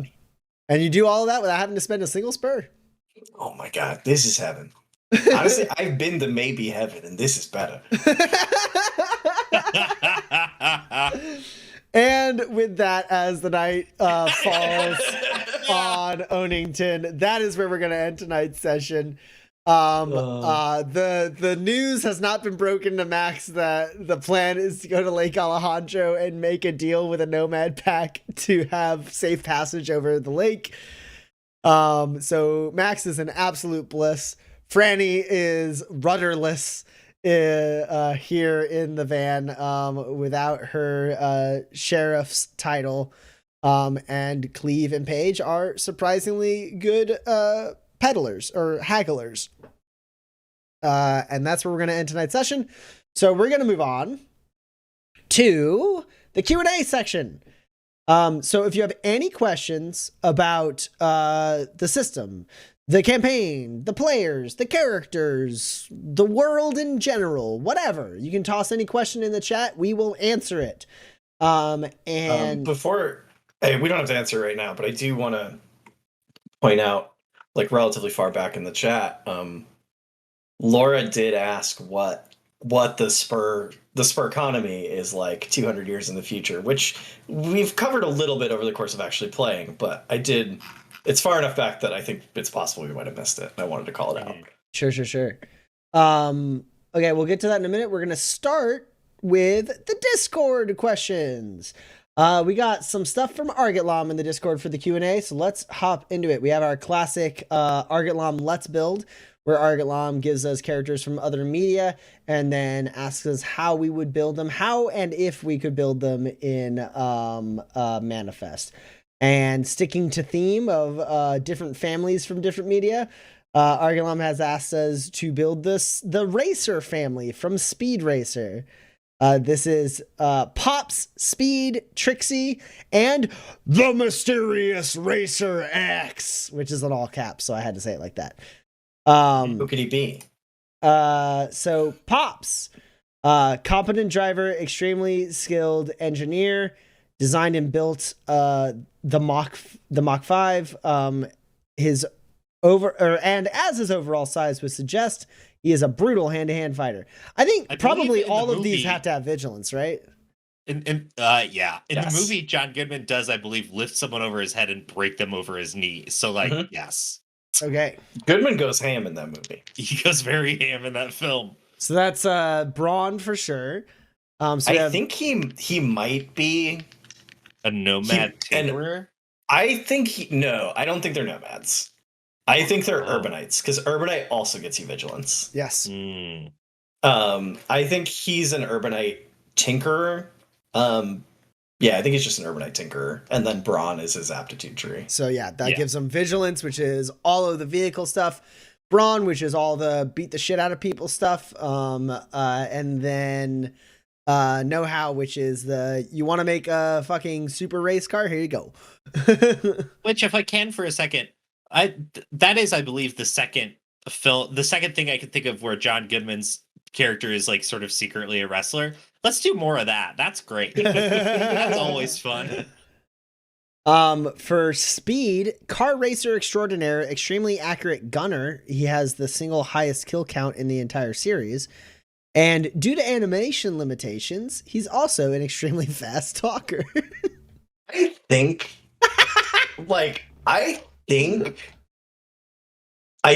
Speed Racer could be, within the context of his world, an urbanite gunslinger. Oh. I'm okay with this. He's the good boy. Is he always take the fight to the bad guy? I actually don't know super well, but he is the good boy. And he does, I believe, kill a lot of people. He's almost like devout. If his god is the fucking god of the clutch.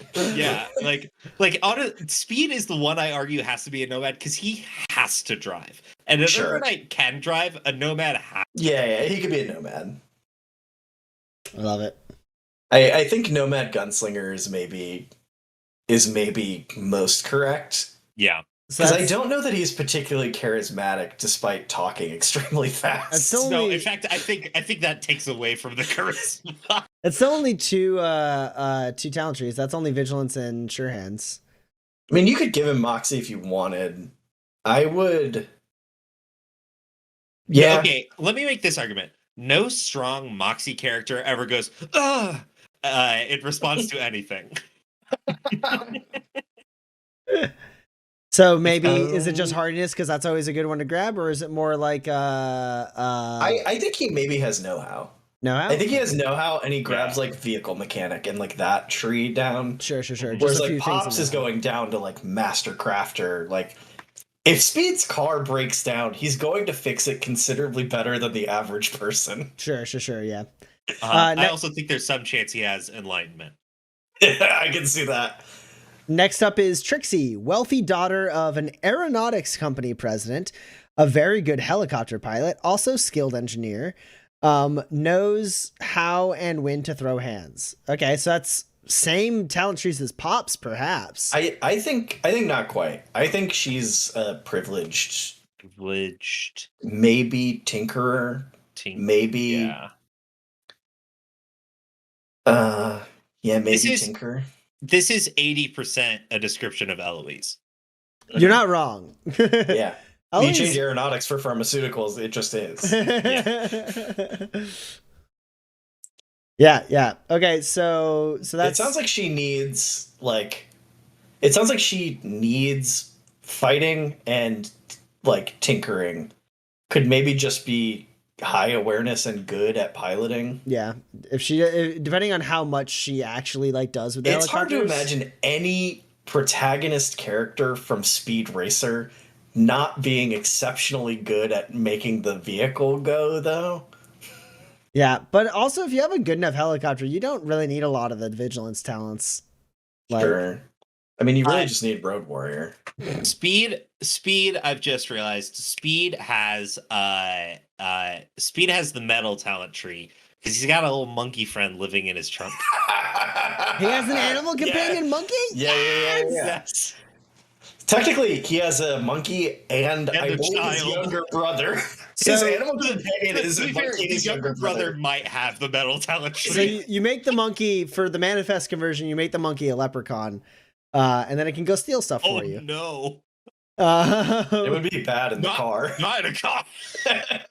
What? Suppose if it's well trained. Yeah, it's gotta be well trained. It eats the other Yeah. people's car. Yeah, but the monkey is historically not well trained. Oh no.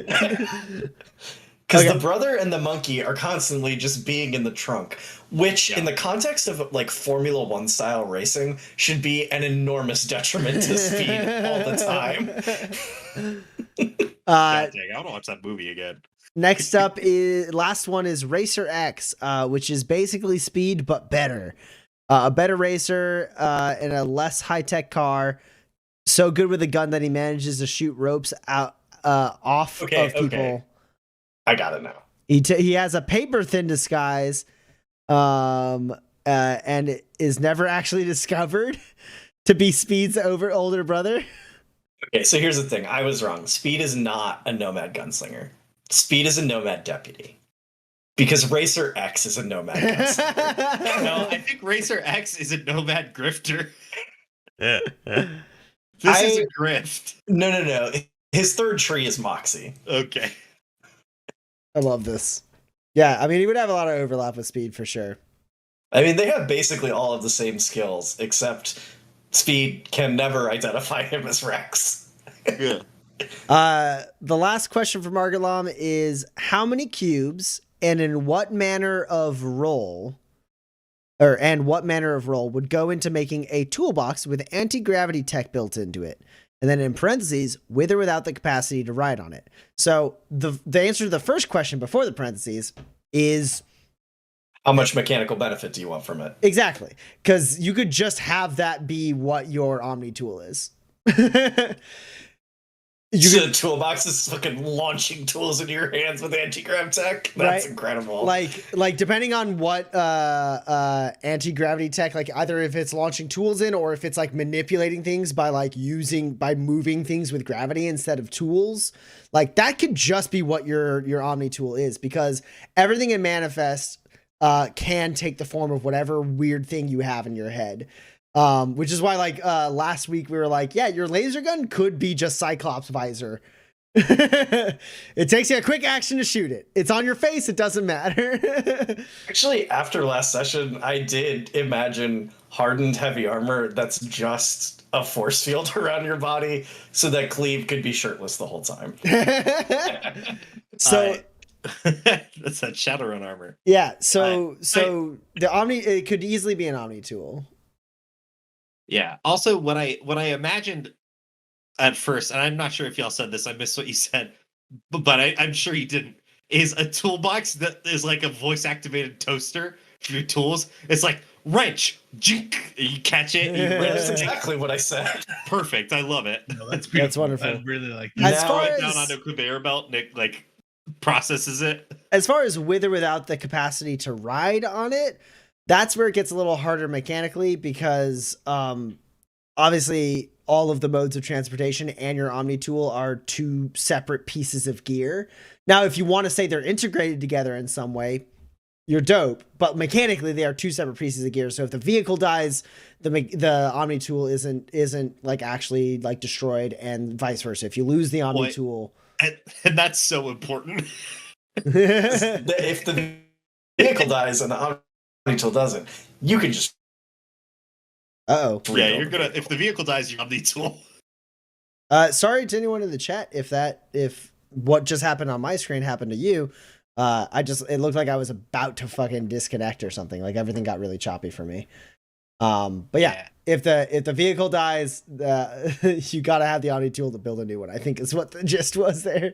I really love the idea of it is a motorcycle, but it looks like just a giant red toolbox that someone is riding on top of. It could be. And your tools just like shoot out of it. That's not too dissimilar from like just the aesthetic that Rey's speeder had on Jakku in Star Wars. It's just a big metal tube with like a bag that she shoves scrap in on the side. So like that could easily be like, and then this hatch has all my tools.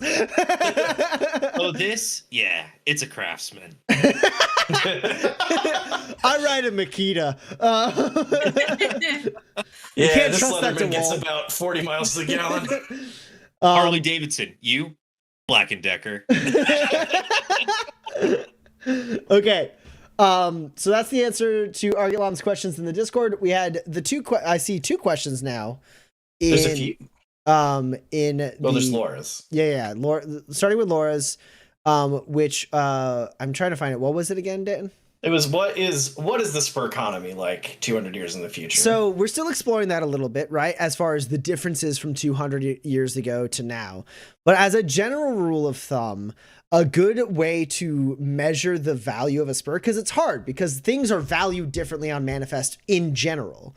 Like, because so much of what is important to the people of Manifest is way different from this very commodified existence we all live in, right?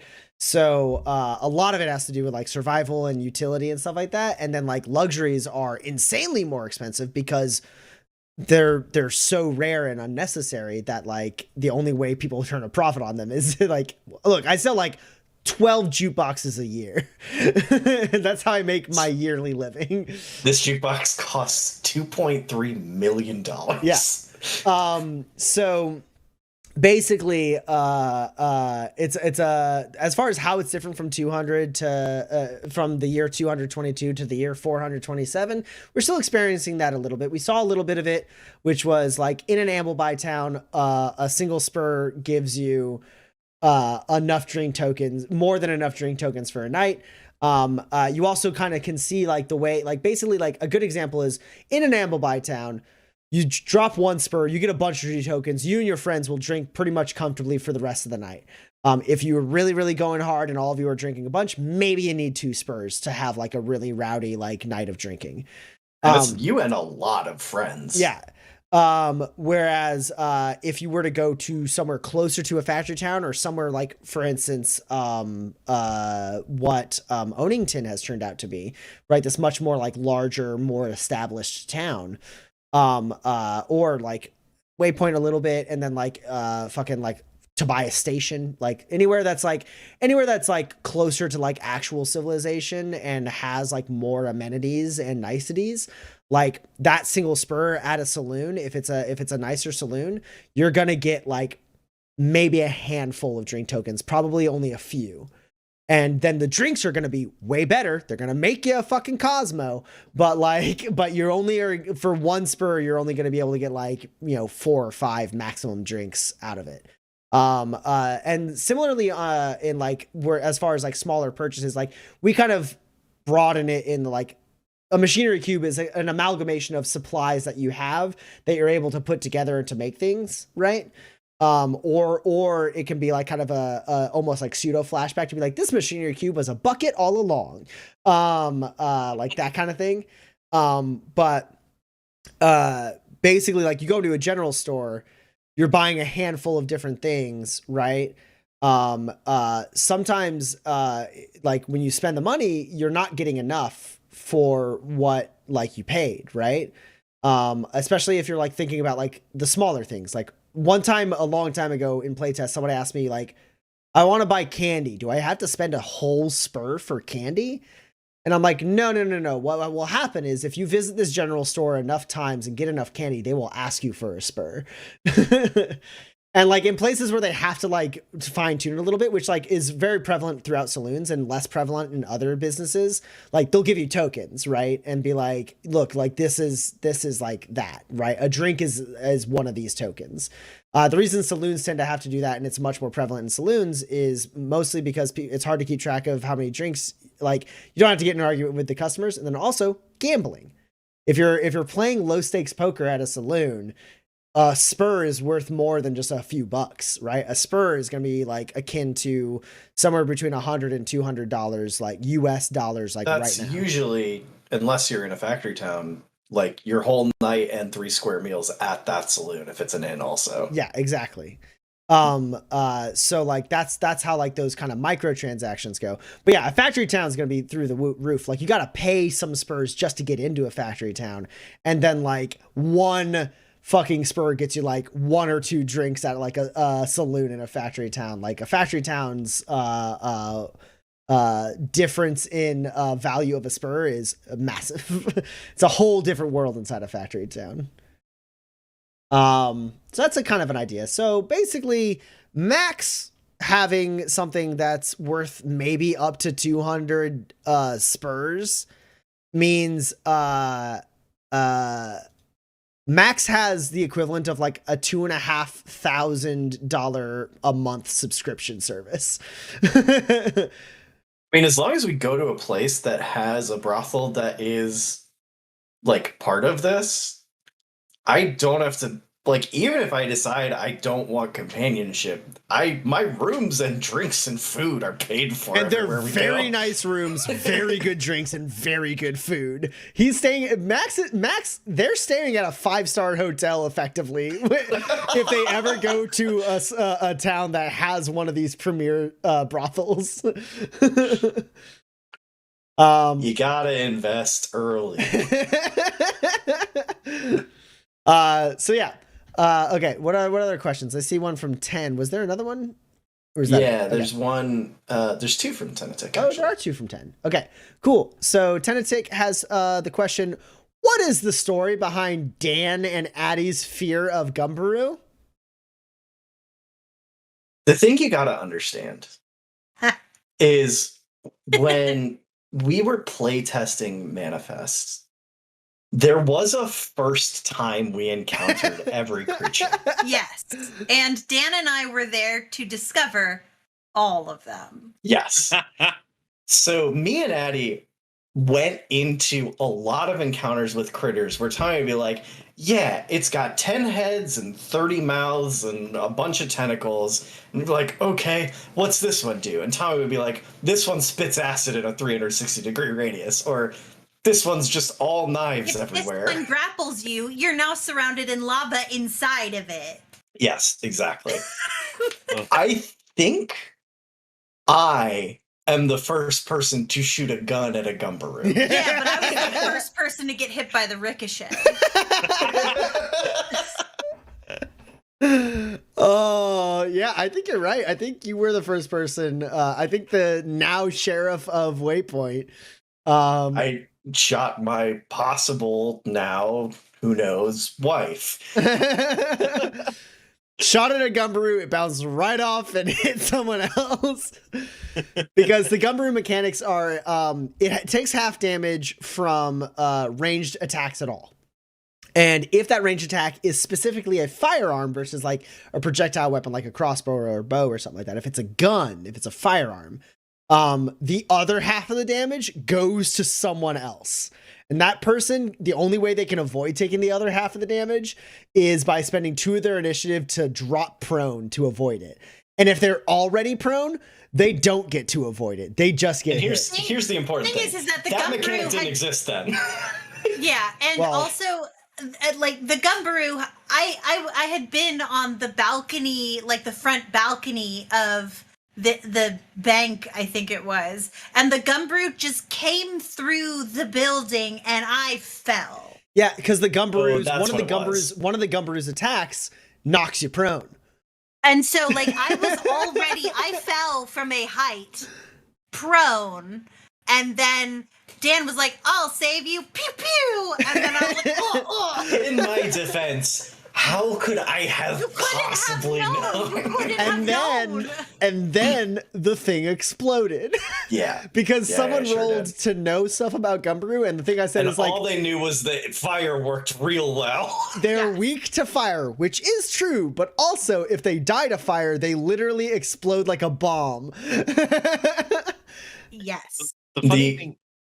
Good. The important thing about why, at least why I was so afraid when Cleve stumbled on a Gumberoo and then hucked a hammer on it, is that I didn't remember that it's only guns that bounce the damage somewhere else. And I thought for sure our dad was about to braid himself with a bushwhack hammer. Yep. The funny thing is, I'm not really scared of Gumbaroos because I'm always playing a melee character, and I'm just like, yep, on a day's work, someone's got to do it. This one's built for me.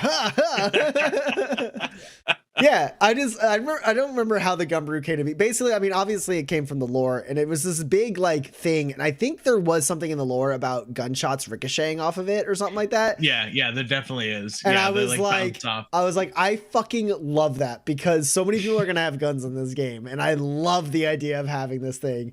I don't think I think the fire thing was just my own brain being like, why do things bounce off? It's all oily and slick and rubbery. And then I was like, I want it to catch on fire. I bet it explodes. I bet it explodes. I just wanted fighting a Gumberoo to effectively be a recipe You're for fighting a a comedy. grenade. It's a comedy of errors, right? It knocks someone over, that person Definitely. gets shot by their friend, and then finally it catches on fire and everything explodes. Like everything, it's just like a total situation where you're like, don't fuck with a Gumberoo because it's chaos incarnate. But this situation, so Dan and I know meta like wise how to handle it. The problem is in this situation, I was like, I don't know what to do with the Gumberoo because all I have are ranged weapons. Mhm. So I was like, I don't know. I yell at it. The end.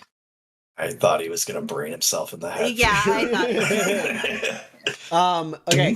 Next question from Tenetic. Might be the final question.